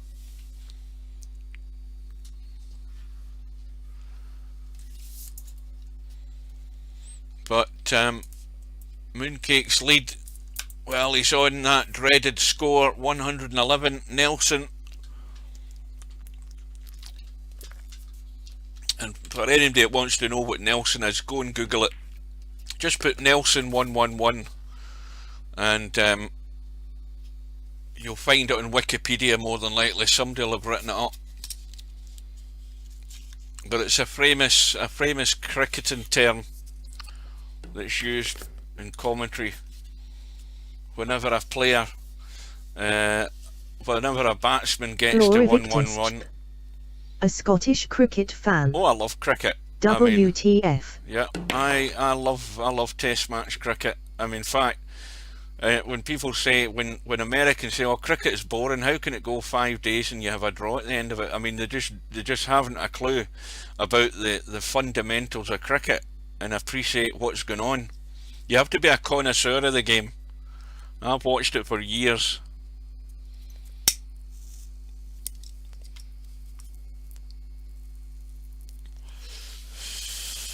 Unfortunately, I don't get to see much of it now other than on the streams, because I got rid of Sky TV, and obviously Sky have got the rights to the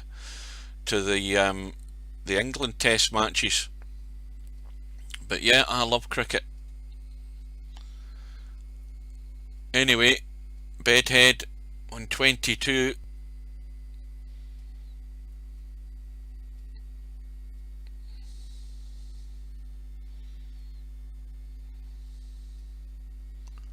Now, is he going to brush off this one, or is he too straight? Well, he's brushed. It's not the one. It is the one. He's just brushed it too hard. He didn't need to hit that as firm, and if he hadn't, the one might have been in a better place. Although, if you look at the 8, the 8's the candidate.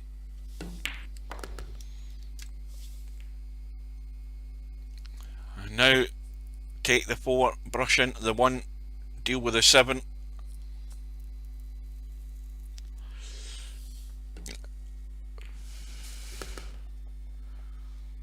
Now,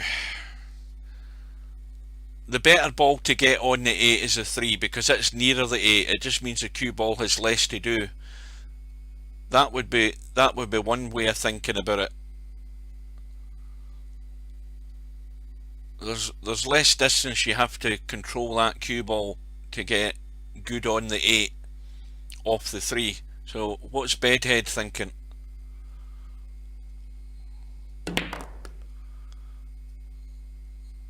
Well, this is dangerous. If he's going to go inside, side rail, bottom rail and over between the 8 and 3, he's going top. I was thinking he was maybe going to run that cue ball, because that was dangerous to run into the 8. Now he's got a slight angle on the 3 and he should be good on this 8. He's got every opportunity here to get good on it, and that will do. And once again, with this angle, he shouldn't be scratching off this if he just stuns it firmish but not too hard.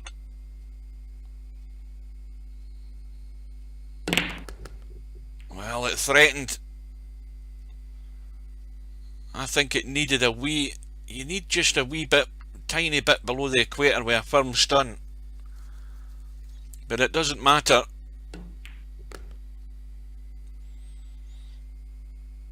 And Bedhead's first contribution of the match, and we are an hour and 40 minutes into this game, and he's on a run of 30 with more to come. And this visit can get him right back into the match and possibly into the lead.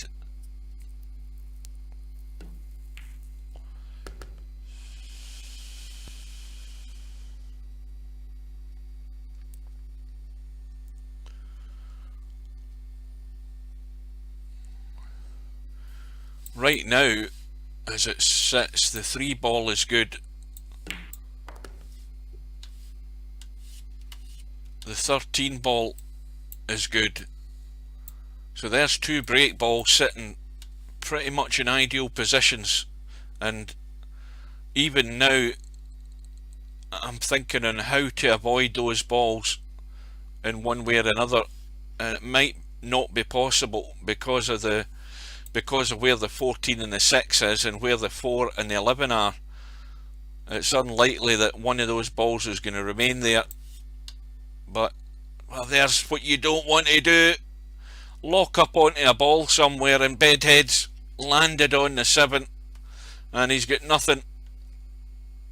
And no sooner have I opened my mouth than I've cussed him again. And what does he do now? With a chance of getting right back into the match, it might all fritter away here. How's he going to get out of this?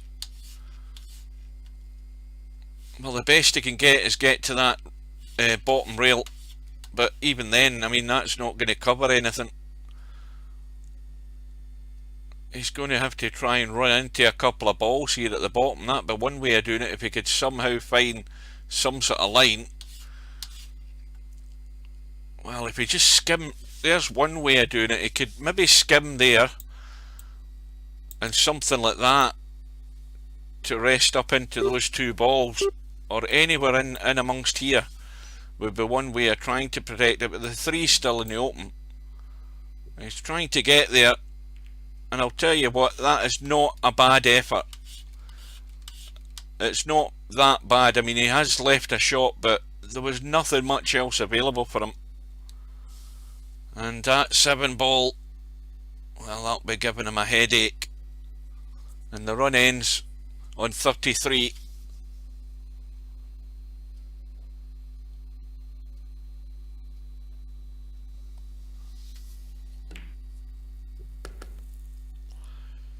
And he might see all his hard work disappear right here at this visit.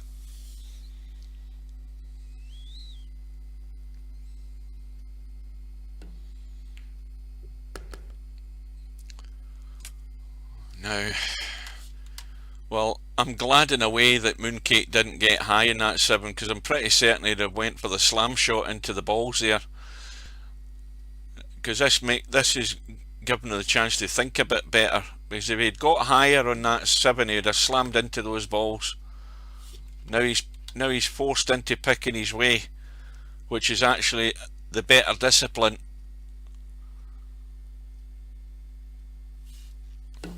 Let's have a look at the triangle. Well, that 4 ball is fine where it's sitting.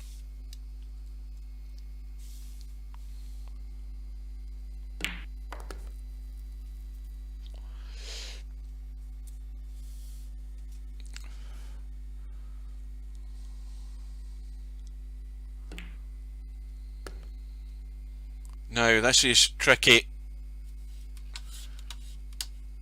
I think yeah, he can avoid the 4. He can draw on the 6 and probably chip it. No, he's brushed the 4. Well, that's no damage done. That's a good shot, hasn't it? If he hit that any further, it would have went much wider. It's actually in a better position now, and the 7 ball's a good ball to get on the 4. Now all he does with this, he's just a bit the wrong side of the 7. He can run to the rail with a wee tiny bit of check on it if he wants at the end rail, or just run through natural.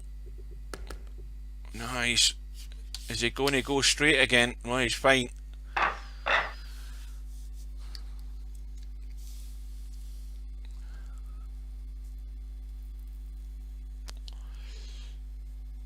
Watch that cue ball.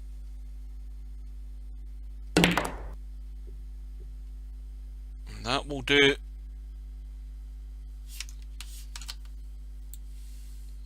Well, there's nothing worth risking anything there.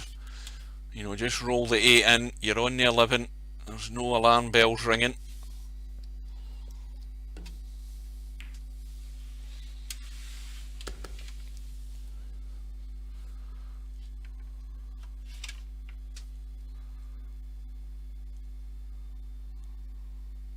I think when these guys are in at the table, this is where they feel they're doing some work here. They're working for their what's the word I was looking for, or what's the phrase I was looking for? Well, anyway, they should be getting that feeling that they are working and thinking and getting on with the job and constructing something. And the way these balls are now, this is pretty good setup to run out.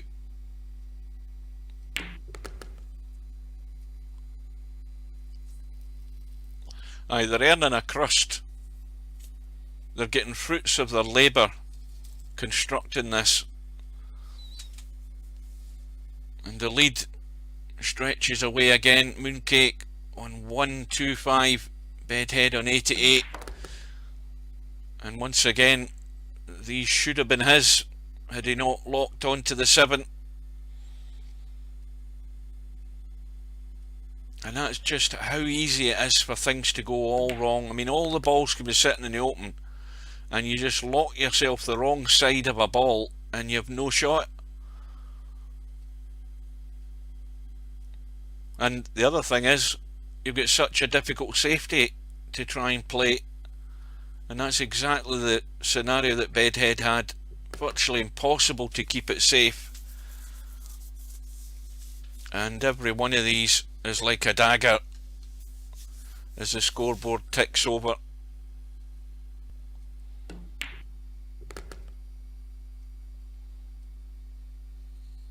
Well, this has whetted my appetite for later on in the tournament, and also for a couple of the matches still to come early on, because it's going to get, the quality's going to get better.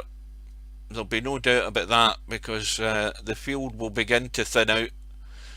You will have sharks moving over to the one-loss side, and it should be the same old faces at the business end. What's happened here? Well, he's okay. He's actually probably made that an easier combo, although it's nowhere near set, but It's not difficult to make the cut.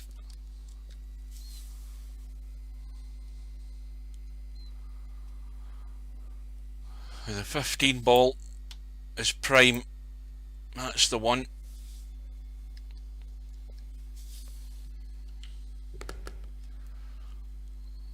Now, he can certainly deal with the 13 and the 14 now. He can draw into them. But he doesn't want to spin in the hole. Oh dear. And look what's happened here. He's got nothing. And that, like I say, how easy and how simple it is to get yourself right out of line.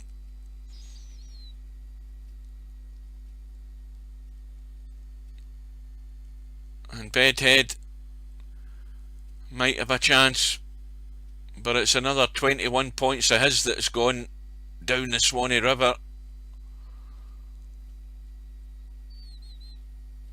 Well, this is ambitious. The line of the 13 on, the 14 on, the 15 for the 15 in the middle.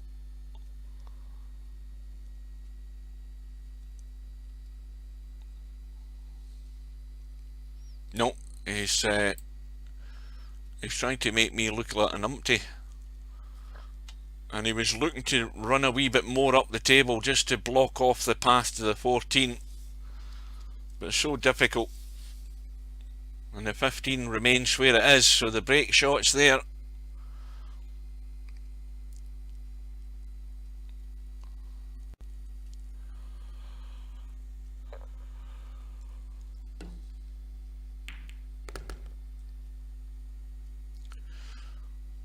And Bedhead's got a perfect angle to get himself around and up the table and somewhere towards that left portion of the table for the break shot.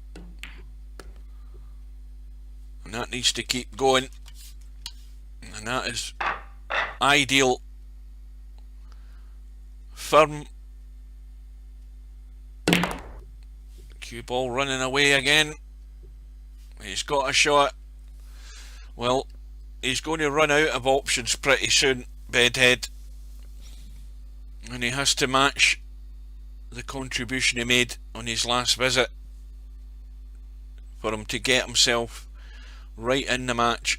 I mean, at the end of this visit, he has to be 120 odd at least, I think. He cannot afford to keep frittering away opportunities. He has to make something of it. He has to produce the goods. Right, somebody do me a favour who's still watching, find out what's happening in the snooker. Is the first match over and who was playing and who won? Because there's 2 matches tonight. It's live on ITV4.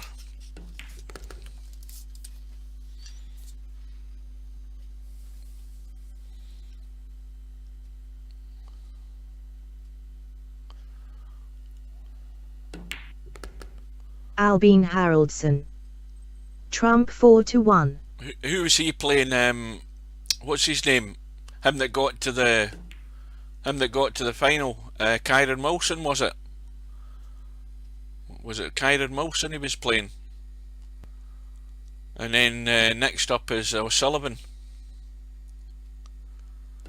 I've forgotten who O'Sullivan's playing. Who's he playing? Stevik 1158. Oh, Martin Gould, yes. That's right. Albin Haraldson. Martin Gould did well in that last match from 3-0 down. I mean, he's a good player, Martin Gould. He's got absolutely no fear of anybody. Albin Haraldson. Ronnie playing Wilson. Right, so Trump beat Gould 4-1. Ah, right, got you now.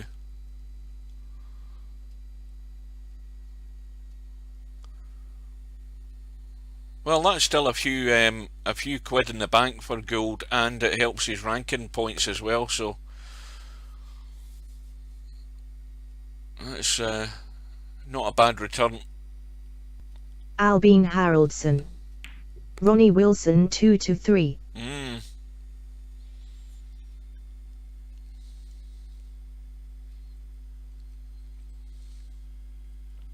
Well, Bedhead's going to get to Albin the turn. Haraldson. Race to 5, so not over. Is it a race to 5 now? This is start the quarterfinals. Ah. Because they're all, up until now, they've all been first to 4. Well, 3 ball and a 14 ball are going to give Bedhead a choice here. And right now, he's going to deal with the 2. Well, he's got to deal with it next.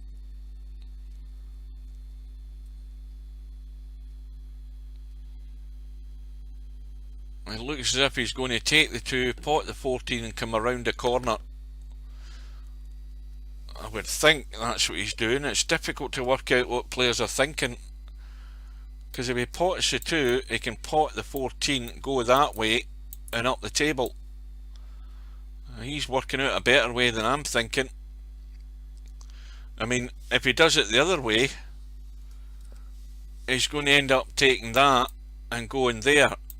So he can, if he does it the way I said, first of all he pots the 2, comes out into the table to pot the 14 and goes around and up.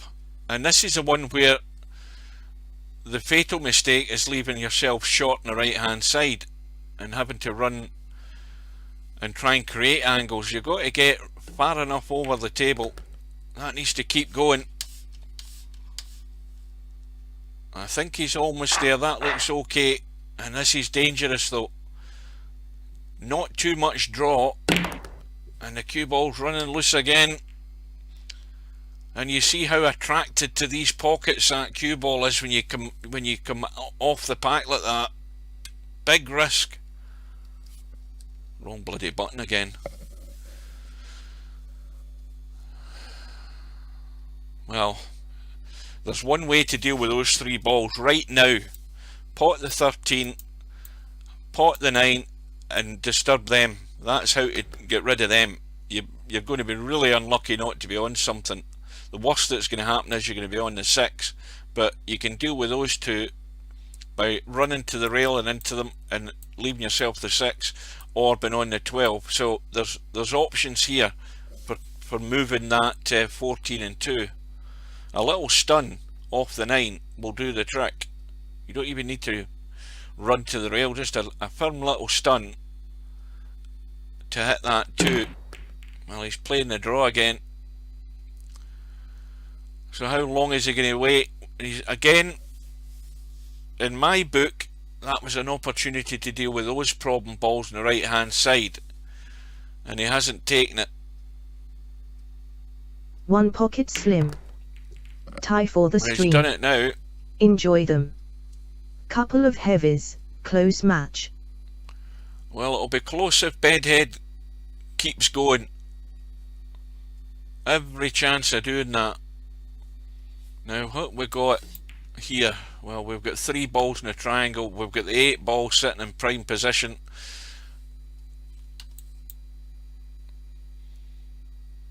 He's got the 11 up top, the 2 into the middle.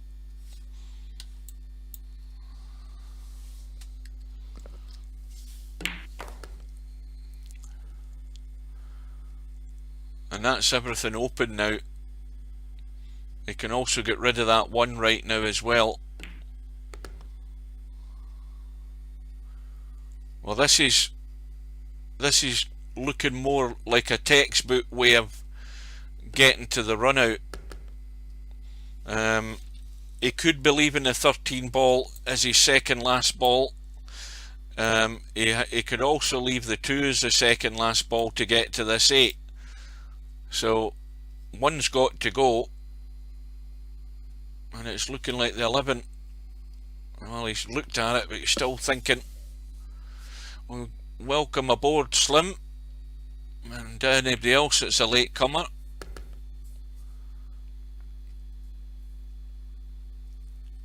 Let's just summarise it by saying that Bedhead's laid out the blocks. For most of the match he's still been in the starting stalls. But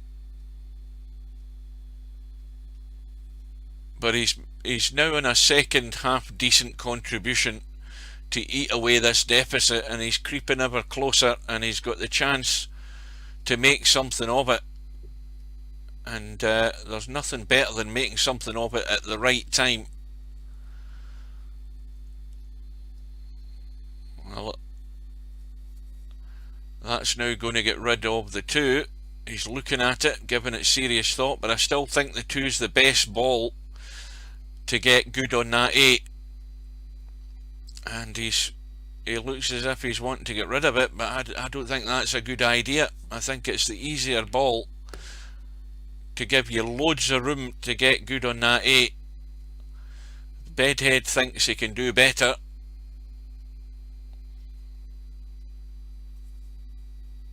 Well, I wouldn't be taking the 6. And now the One angle. pocket slim. True. Tougher to come from underneath to top of 8. Well, he's going to have to go 2 rails and up the table. The pace looks pretty good to me. He's found his legs here. Now, once again, I mean, he has to hit the pack, so it's all about just the pace. He doesn't need to smack it. Cue ball running loose again, but he's okay. And the run goes to 31, and the lead has been reduced ever so slightly. What's that? He's got 119, 110. I can't read it. I need to get out my chair and put my nose against the monitor. 119. So 12 points behind.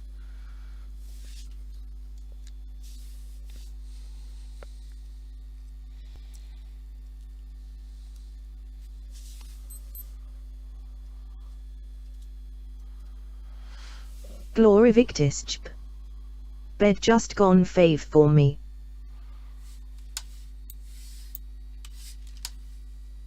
Well, I'm looking at the pack here of these balls, and if he was further to the left in that 11, it would have been ideal. If he was playing that 11 from there, he could have broke them. Hugh, treat yourself to a 32 monitor in Jan's sales K. No, I've got car insurance to pay in January, I'm afraid. My money's already spent. How many viewers have we got on Twitch and how many have we got on YouTube? We've got nobody on Facebook that I can see, and I don't think anybody's ever come in from VK yet. One pocket slim. 10 in Twitch. Oh, we'll get 10 in Twitch. Well, this is, I mean, there's been no huge runs, but, well, not so far, or not big runs, but, I mean, it's still been the best match of the tournament, by far. Taoist Nomad. 12 YT. Bill Glennon. Oh, Bill's Hi, finally everyone. arrived. And Bill's on Facebook, there we go. Right, here's the break to get those open.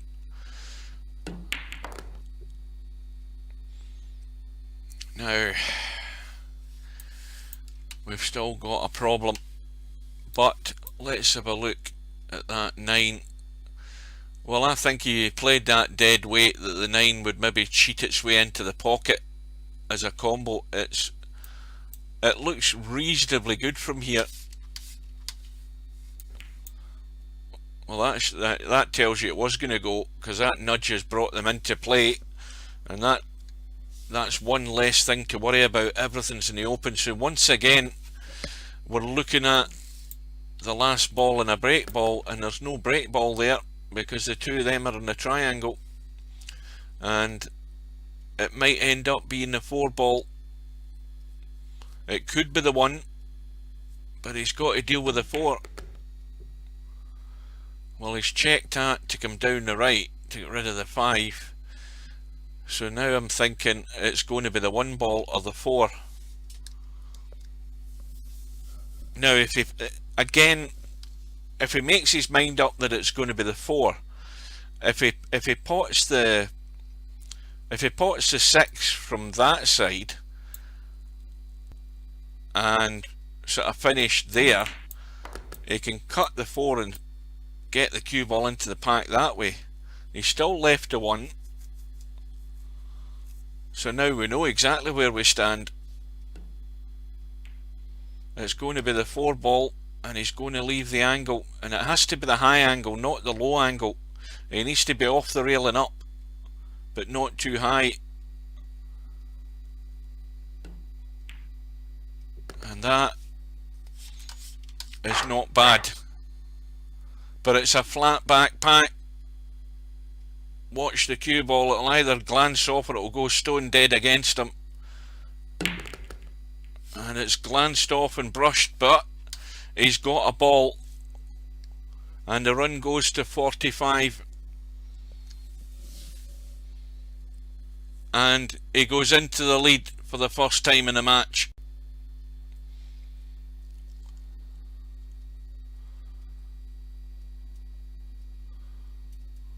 Now, he has to be careful here because that cue ball's running to the middle pocket, and that's why he stunned it. No point in risking running through for the 1 at this point, as that cue ball could have been drawn to the middle pocket. Just caught the edge and drop into it. So he evaded that trap.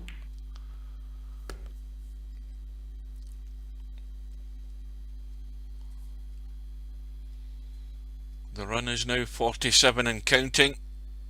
We've got a cluster that needs dealt with, although if he had the angle in this 8, he could just brush through for the 15, because the 15 goes into the other corner pocket there, I think. Yep, it goes.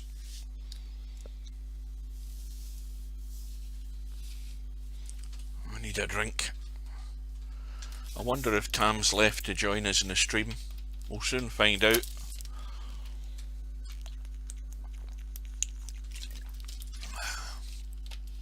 And this match has now been going for 2 hours and 5 minutes.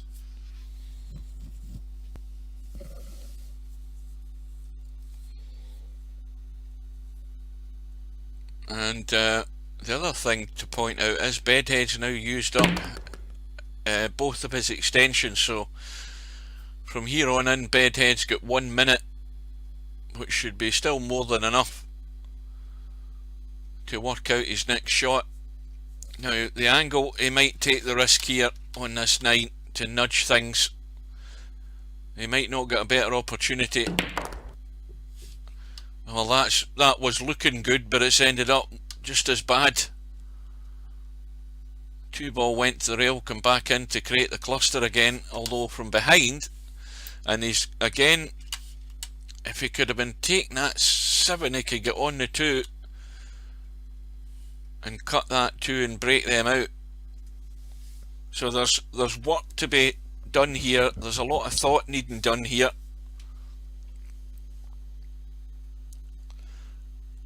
He can go across off the right rail and come in behind those balls and take the 11 or the 6 up top.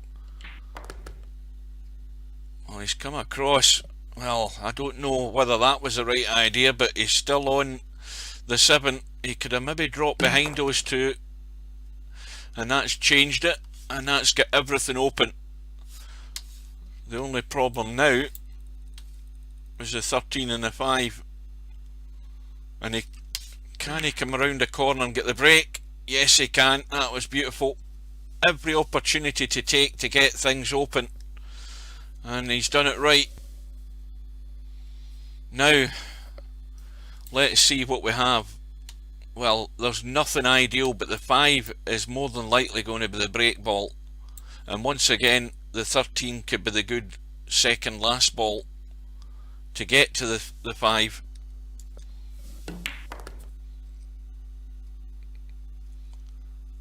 He would have liked to have been straighter on the 6. I don't know whether he can still just drag off the 6 just to get rid of that 11. He might be going the long way about it here. Yeah, needs to go past. Well, that's changed the situation now, because I think he might have been wanting to play for the 6 there to get rid of it. and he's had to get rid of the 13. So now he's going to have to cut across from the 11 to give himself the break. And this is where it's more likely to go wrong, because you have to judge that pace. Anything but straight is basically what you want here. But again, he's judging the pace well. He's got the pace now, he's dialed in. That's perfect. And the run goes to 58.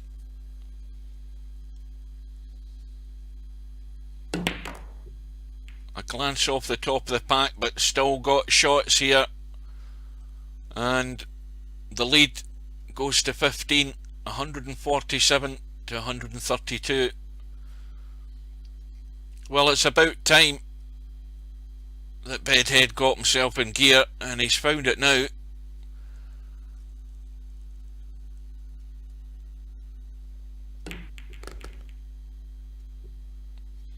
Now, as that table sits right now, they're all not too bad, especially when he's on the 6. He could maybe have a shot in that 15. If he nudged the 7 and 8, he might get lucky and have a shot in the 15, in which case then he could run into them and move them a wee bit. But there is a slight problem. I mean, the 3 goes. If he was higher up, he could have took the 3.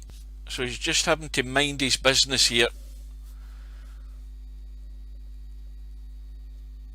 It's all about just landing in the right spot at one particular time, and that allows you to immediately deal with a situation.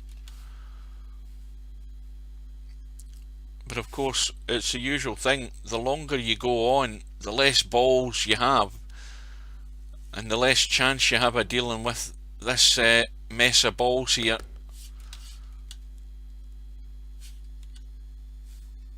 And again, it would have been perfect if he had been there on the 15. He's just there, which is ramrod straight, so it's just not falling into line. Now this is a chance on the 3. I think he's looking around, but he's playing the combo. Surely he can play the cut in the 3.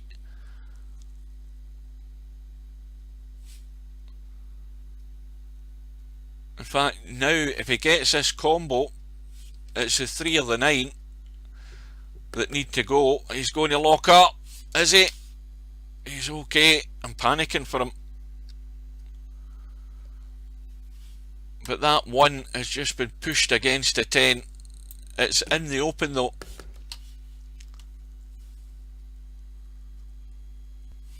Now 3 goes.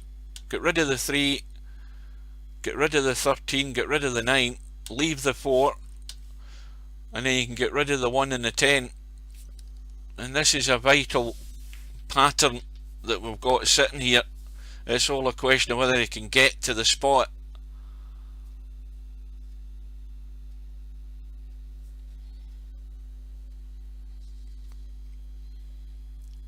And of course his break ball's gone as well. It's disappeared. That 13 ball's not very inviting where it's sitting, so he needs a nudge. He needs a nudge, and he can nudge the 9 in. If he plays the 3 through, he can brush the 9. If he plays the 9, he can brush the 1 and the 10, I think, or just chip the 1 away. Well, the 9 is now in play, and that's a good shot. That's worked out very nice.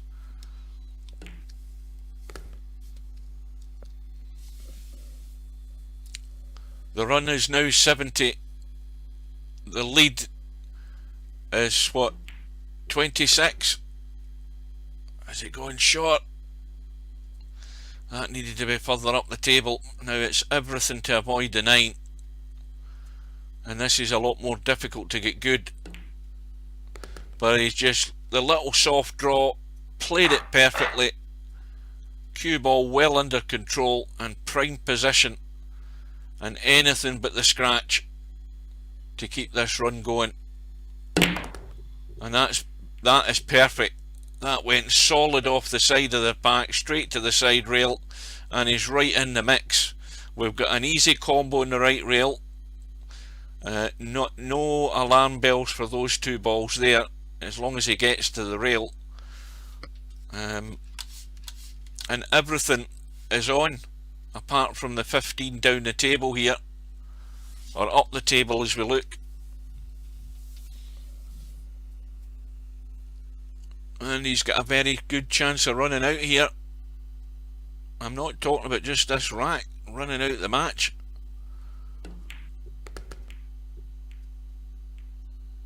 And those little brushes have worked out nice.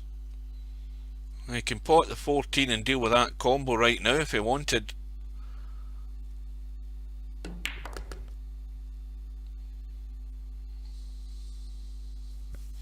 But you don't want to leave it too late.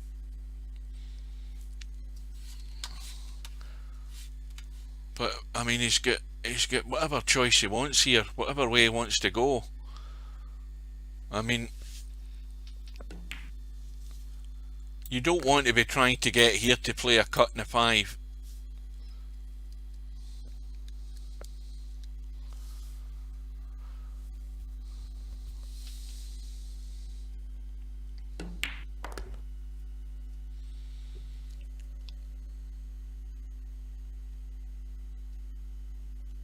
Well,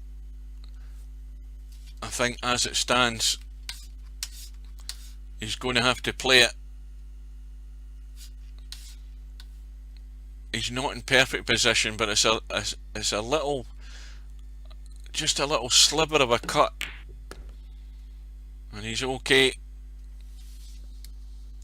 The run is 78, about to go to 79.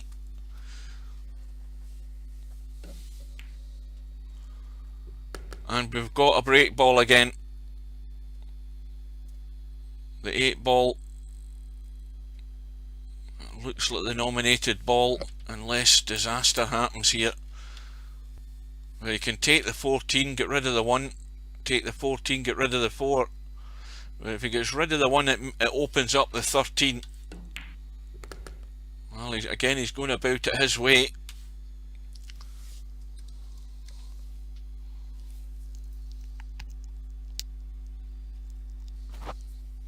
And now there's a slight problem where the 6 ball is, because it's been guarded by the 8, and this all of a sudden could take a nasty turn here if he's not careful.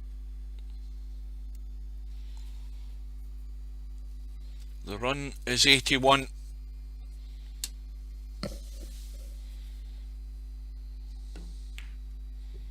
And that is the right shot, just holding inside of the 6.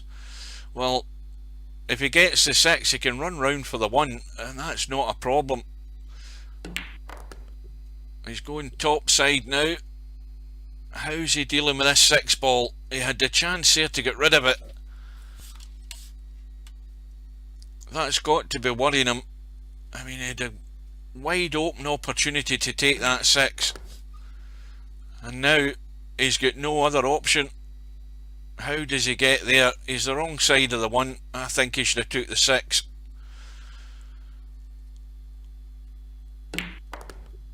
Oh, the pace is good in this. That is perfect. At least he can see the 6. That's all that matters. And now again, get the pace right. He's got the pace right so far in these last couple of racks. I think he's shot this time. It's going to have to be inside off the rail, and this could lie stone dead in the pack. He's going to have to get a bit of juice in it, and he's got it all wrong, and thereby goes the chance of the high run. It's going to end on 87, but at last Bedhead has got himself in gear. Great run. And that contribution has given him control of the match. On one visit, it's changed the course of the match.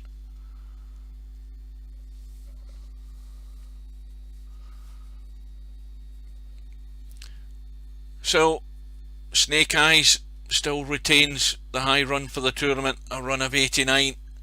And Bedhead, well, you guys can agree or disagree, but he should have taken that 6 ball when he had the chance.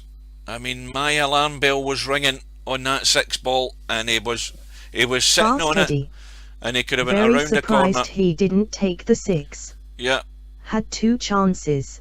and that's why And are still. you have to be on your toes 100% of the time, and that 6 ball was the problem. And he had the chance there, could have went around the corner, he'd have been on the 1, and he's going to scratch. Well, Mooncake, Sylvia. his ball He in is hand. not a straight pool player. Well, that's no excuse for not seeing the problem with the 6 ball and dealing with it. I'm not letting him away with that one, I'm afraid. No way. 6 ball was staring at him right in the face, and he was on it, and he didn't take it. And at the end of the day, that was the thing that stalled the run.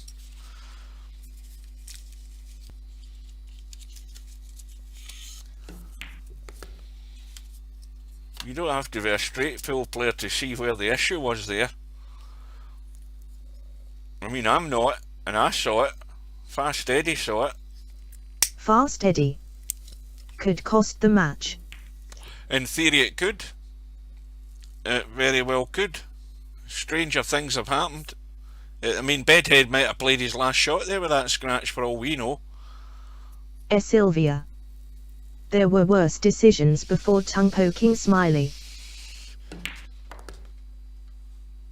Yeah, you live or die by your one wrong decision in this game. You most certainly do. Well, he's gone dead straight, so he's not going to get much joy out of this. I mean, it's just, all he can do is go forward or backwards. He's going to end up nowhere. But the safety. So just a very light feather off this 3 ball. What's he looking at here? Some sort of combo. Maybe I've missed it. Oh, that's going in. If he can get the 6 clean, that's going in. That is lined up. Or is it? Yeah.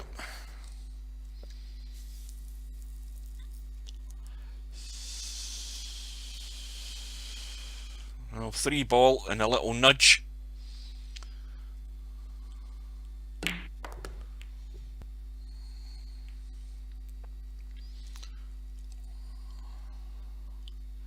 Well, you know what I'd be doing? I'd be taking that 15 ball and running around the corner. I'd be going that way, and up the table, because I've got to be on the 14, and if I'm sitting there, I'm taking the 2 to get rid of these. I mean, obviously the break balls aren't very good here, but you've got a problem there and a chance to deal with it, and he needs to go, and that's the right shot there. And he's well, he's on the 14, but I mean, this 2 ball, I think he's dead straight. I think that's the only problem with it. But if he gets rid of it, he can get that 13.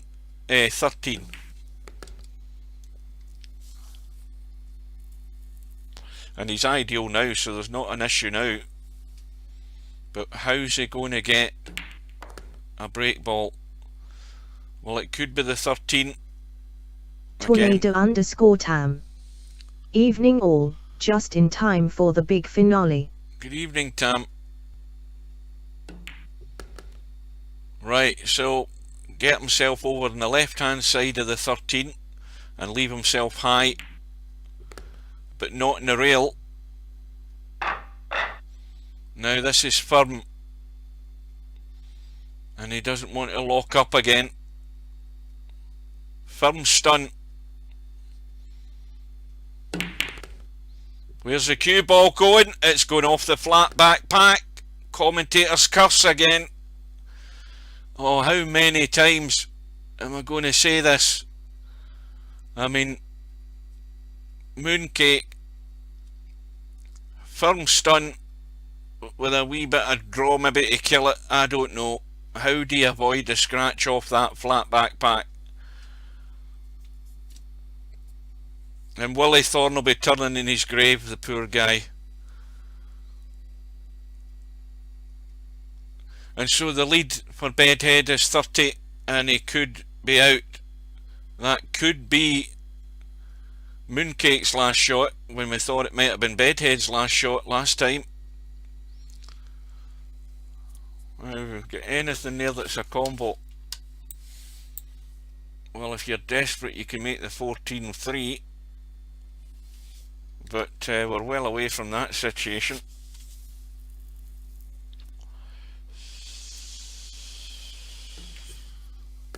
Well, welcome to everybody who's joined us tonight. We've got our first good match of the tournament. I think anybody who's watched the matches will agree with that by far. This match is, well, it's warmed up since Bedhead warmed up, let's be honest. Well, he's just created another slight problem there, nudging the 12 towards the 11.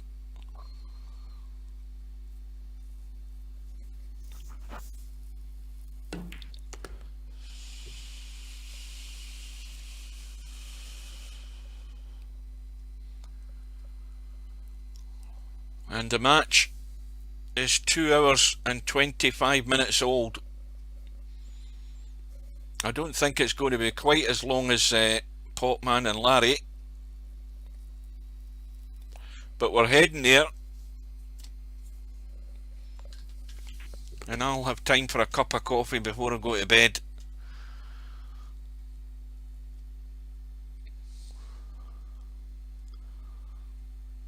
Glory Victisp. Moon is gonna be salty if he loses, had his chances over and over.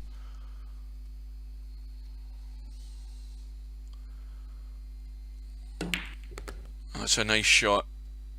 Unlucky, I think, Sylvia. because he's tied The those two first up. half, at least what I saw of it, was pretty much like watching paint dry. But a good run makes up for a lot. You know, I was watching paint dry in a few other matches before this one, I have to admit. But Bedhead had to get into gear at some point. I mean, it took him a fair few goes at it, but he got there. And it's more than likely going to be the vital visit of the match.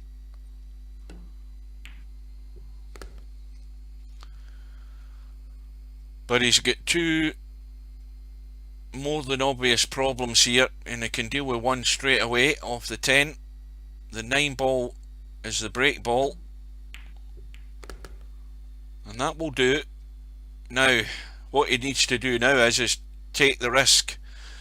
Does he take the 3 because he's on it? Take the 3 and then take that, whatever ball that is it the 12? No, it's the 14. Well, he's went for the break, he's had the angle to do it, and that will do. Any opportunity you have to deal with a problem, you're better to deal with it as soon as you can. And now he's sitting pretty, and he's 16 away.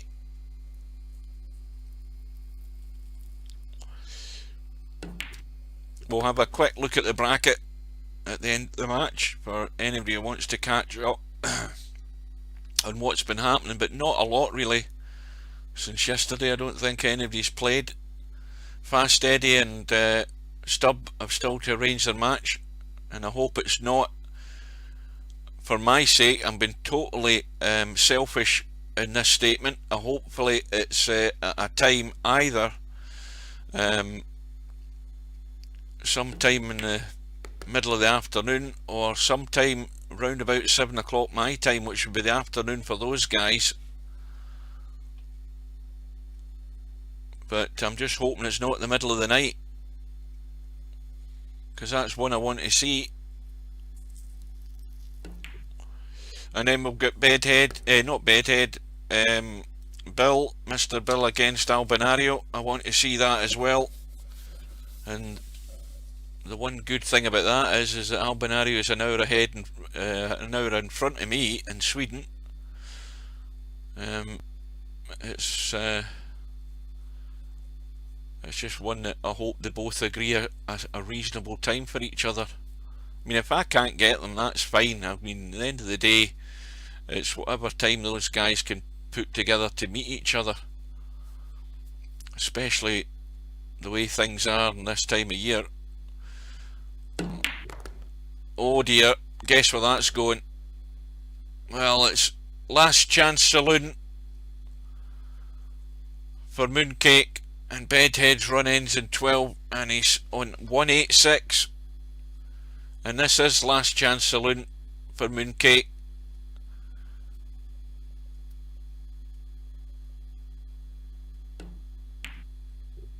Oh dear. And that's all over the place. Mr. Deanster. Hey, cool stream, thanks. Oh, good evening, Mr. Deanster. You're late to the party. Or maybe you've been watching and just not said anything.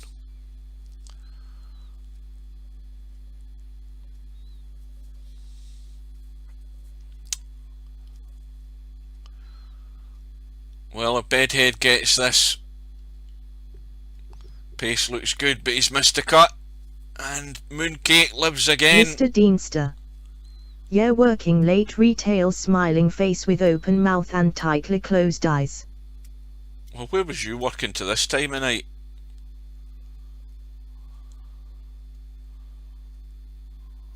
Mind you, where are you? In the UK? Well, that looks not bad. That is perfect. Well, this is it, Mooncake. And I think maybe not perfect. Let's have a look. Let's see. Ah, he's okay. He needs a good break.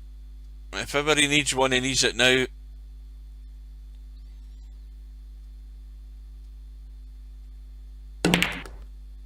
Well, the cue balls went stone dead.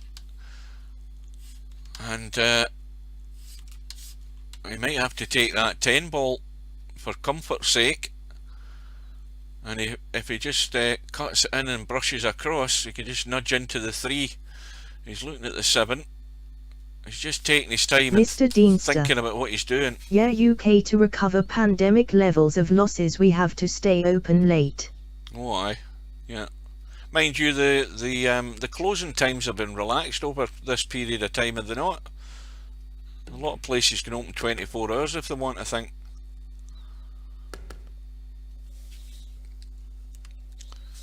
Well, if you're ever going to make a statement, this would be the best time to do it in a match, when you're on the brink and you've been given a lifeline, what possibly could be your last chance, and you make the most of it and you run out.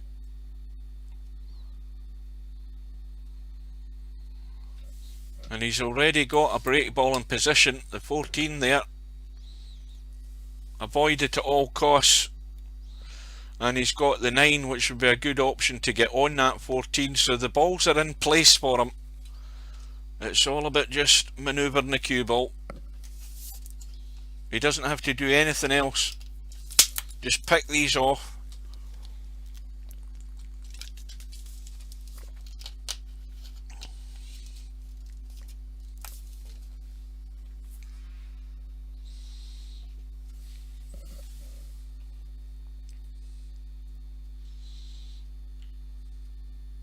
Potman 66. I enjoyed your analysis of the match, Sylvia, laughing smiley. I think it's brilliant when you actually type something wrong and you spell it wrong, that the text to speech still says it phonetically. Anasis. Potman 66. Asterisk.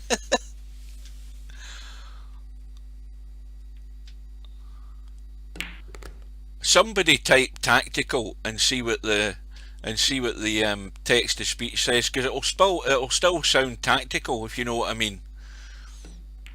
As in my tactical. Type tactical genius. It'll still say it. It'll still sound normal. It probably won't try Mr. to pronounce Deanster. it any other way. Take it cool. No, I see tactical. You've spelt that wrong. You even cocked up the tactical. It's T-A-K T-I what is it? T-I-K-A-L. Fast Eddie. Tactical genius. There you go.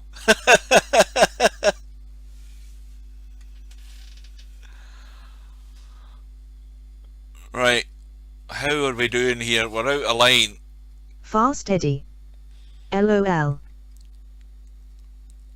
So 14 ball is still a choice, but it's possibly now going to be the 5. Mr. Deanster. He needs to kill this stone Tactical dead. genius. That's TACH. That sounds better. And he's more or less done that. And now, well, he's got a slight angle. Sylvia. Tactical genius. And he's gone into the kitchen. He stayed in the pack. And now, with ball in hand, he couldn't have asked for a better position here. He's on 159. And he's going to have a shot.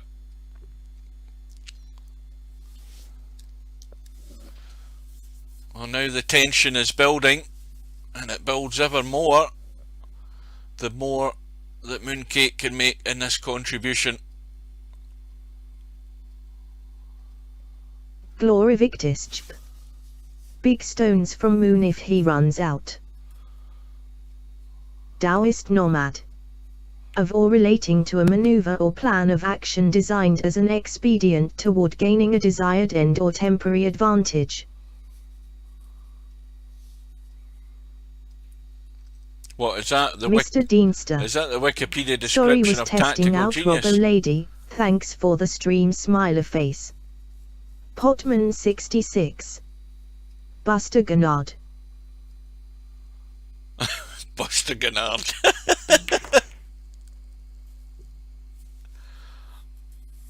It's Gonad. Buster Gennard.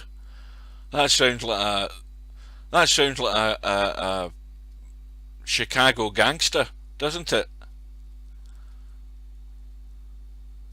Sounds like one of Al Capone's pals. Anyway, back to the matter in hand. Let's focus on what's going on here, because this is the important visit for Mooncake. He's got he's got a couple of issues here. He's going to be cutting the 8 by the looks of it. Mr. Deanster. Chicago rapper. And that's just tied up the 9. We haven't got a break ball yet. They're all clustered in and around, but the 9 would be a break ball, but I don't think that's going to last there very long because of the 7 and 3 where they're sat. So there's an issue that's going to be proven difficult to deal with here, and he's gone too far around on that 1. He could have left himself short on the 1 to try and break into those 3 balls. And again, he's fallen short. He's going to have to go inside English, not too much though. Didn't want to spin past these. No, he's trying to get inside, and that will do. I thought he was going to try and break them, but you can obviously, if you can get the position, it's a lot easier than trying to manoeuvre. And he might be able to just come back and take the 7, leave the 9 as a break ball. Well, again, a wee bit too much juice. It needed to be a wee bit more delicate, but he's got plenty of room to manoeuvre to get up the table onto that 10.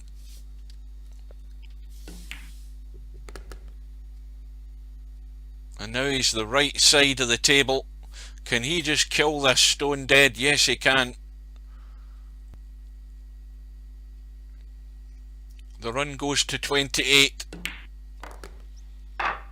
And he's sitting in prime position and wants anything but a scratch.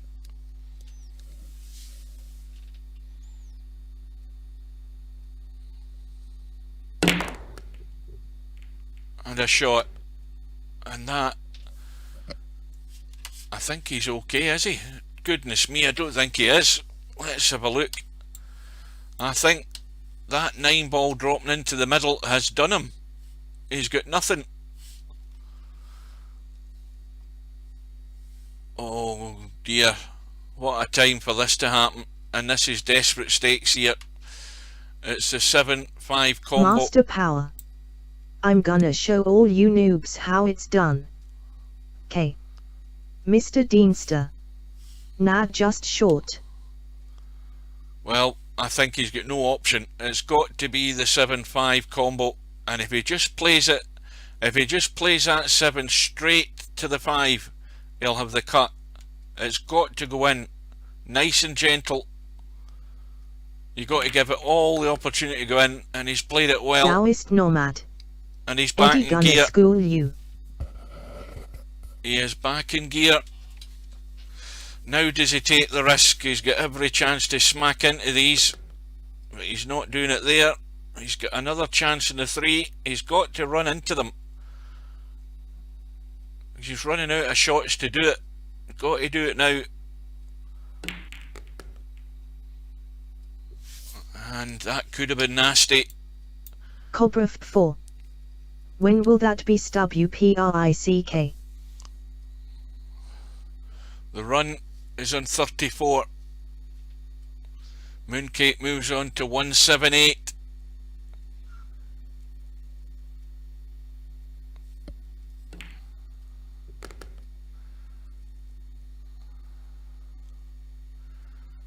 Well, what ball's that? The 11 just off the rail. Well, now he could deal with that and then deal with what's over the middle pocket. I am bursting for the bathroom, but I ain't moving.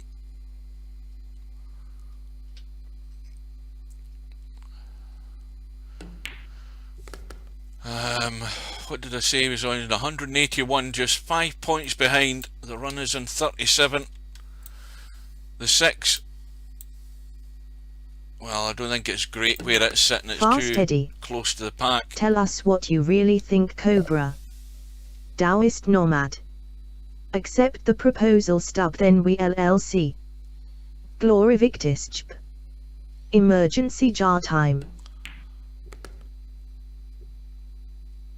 Now, I think, again, he might have been playing for the 12 there, to just drop it into the middle and fall onto that 8 ball on the left side. He's going to have to go around the corner here, I think, and avoid hitting something, and that's not guaranteed. This could go wrong.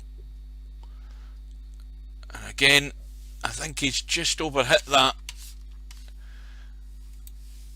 He's just Mr. Deanster. on the 15. Don't get heated, boys. Now he needs to go forward and inside up the right rail, and that will do. He's in shape to get rid of the 8. He could get rid of the 14 if he wants. The 8's still not bad as a break shot either. I mean, it's a wee bit further away, but either or he's going to get rid of one of them. And this is the crucial part of this match right now in these next 2 shots, as to whether Mooncake is going to run out or Bedhead's going to pinch it. We are all square. The run is on 42, and that little spin has just put him dead on line to catch that 5 ball and 4 ball, and now he needs a good break.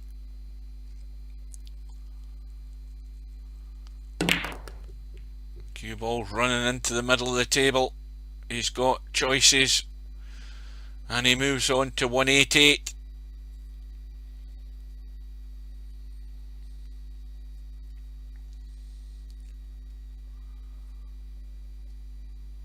The match is in the balance either way.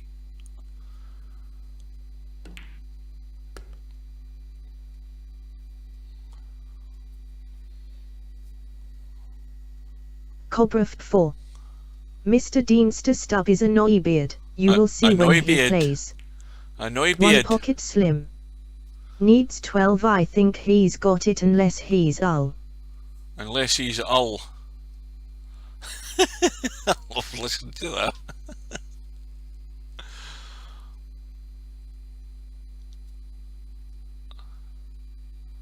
I'm not coming into work today. Why? Sylvia. I'm feeling ill. Great finish. Either way. Well, here's a chance. to take a risk. Now, is he prepared to take a risk? He could pot the 3, he could come off the side rail, he could nudge into them, because there's not enough balls in the open to win the match in this position. Funny things happen when the winning line is near. That's a shot. He's going to have to take the risk, One I think. pocket slim. Sure, fun watching good players. Mr. Deanster. Yeah, I seen games on Hughes channel, but the Robo lady is broadcasting some naughty stuff.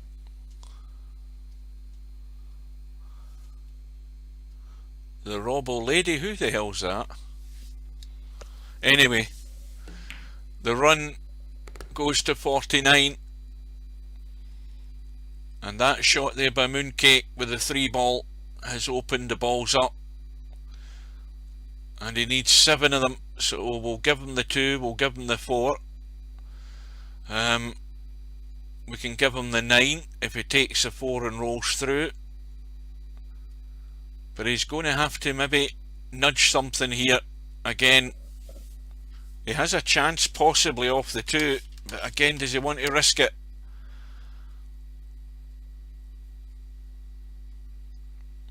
This is where you can make the, you make the wrong decision, or it doesn't come off for you.